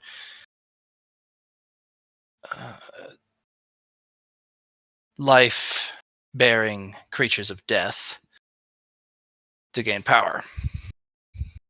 No, it's a prison. Oh, look, we're here. And as he starts to pull away, the one question I think you should have asked is, how do I get out once I am ready to leave? But unfortunately, that may have to wait for another day. And he's gone down the river. I want to shout back, but see, that's not the fun question.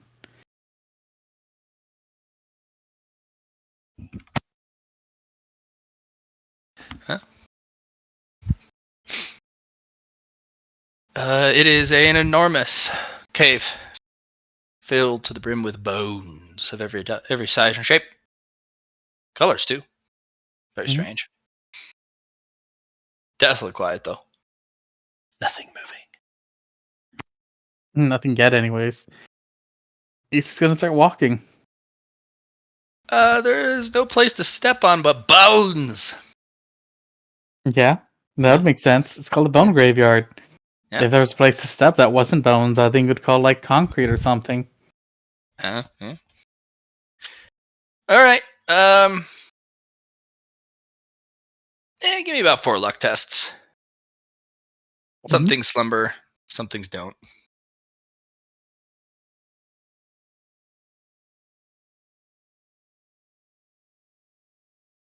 A 3.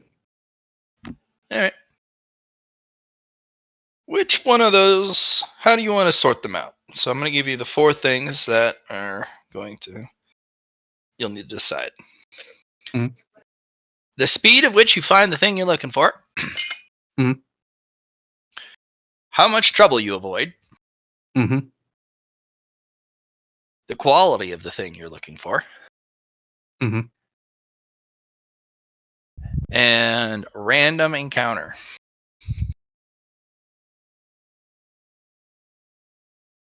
Overall, not too bad on the rolls. They could have been wildly worse. They could have been. Mm-hmm. All right. So it is speed. Yep. You can assign whatever number you want. So, yeah. Quality. How fast you find the thing, the quality of the thing, random encounter, and how much trouble that you run into. All right. So for How the peaceful quality, is your journey? the quality I'm going to put at a 3. Okay. The speed. I'm going to make it to 65.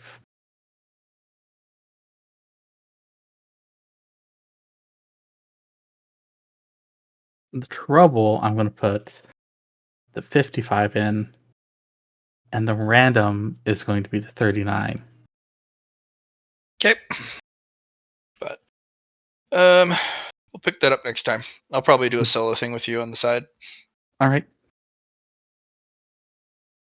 But yep, it's 6:00. Yeah, I got to go get food. Yep. Starving. All right. Thanks for playing. Yeah, be safe. Yep. Hopefully we'll have Ogre next week and we can do some silly stuff. Yeah. Sure. Yeah. Thanks for having beat us, up a Matt. dragon. Yep. Eztli, Yeah. what's the point of May the moon shine upon you if you don't use it? Yeah. Oh, that's right. I have Moonshine upon me. Doesn't matter now. No, I can still use it. I'm going to use Moonshine upon you for Quality. Yeah. No. For random.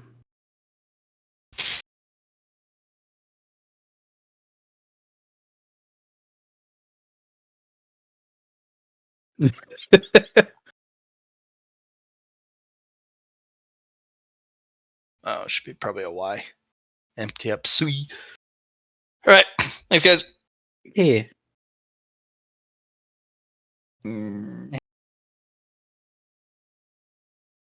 Ball. Love you long time. See you soon.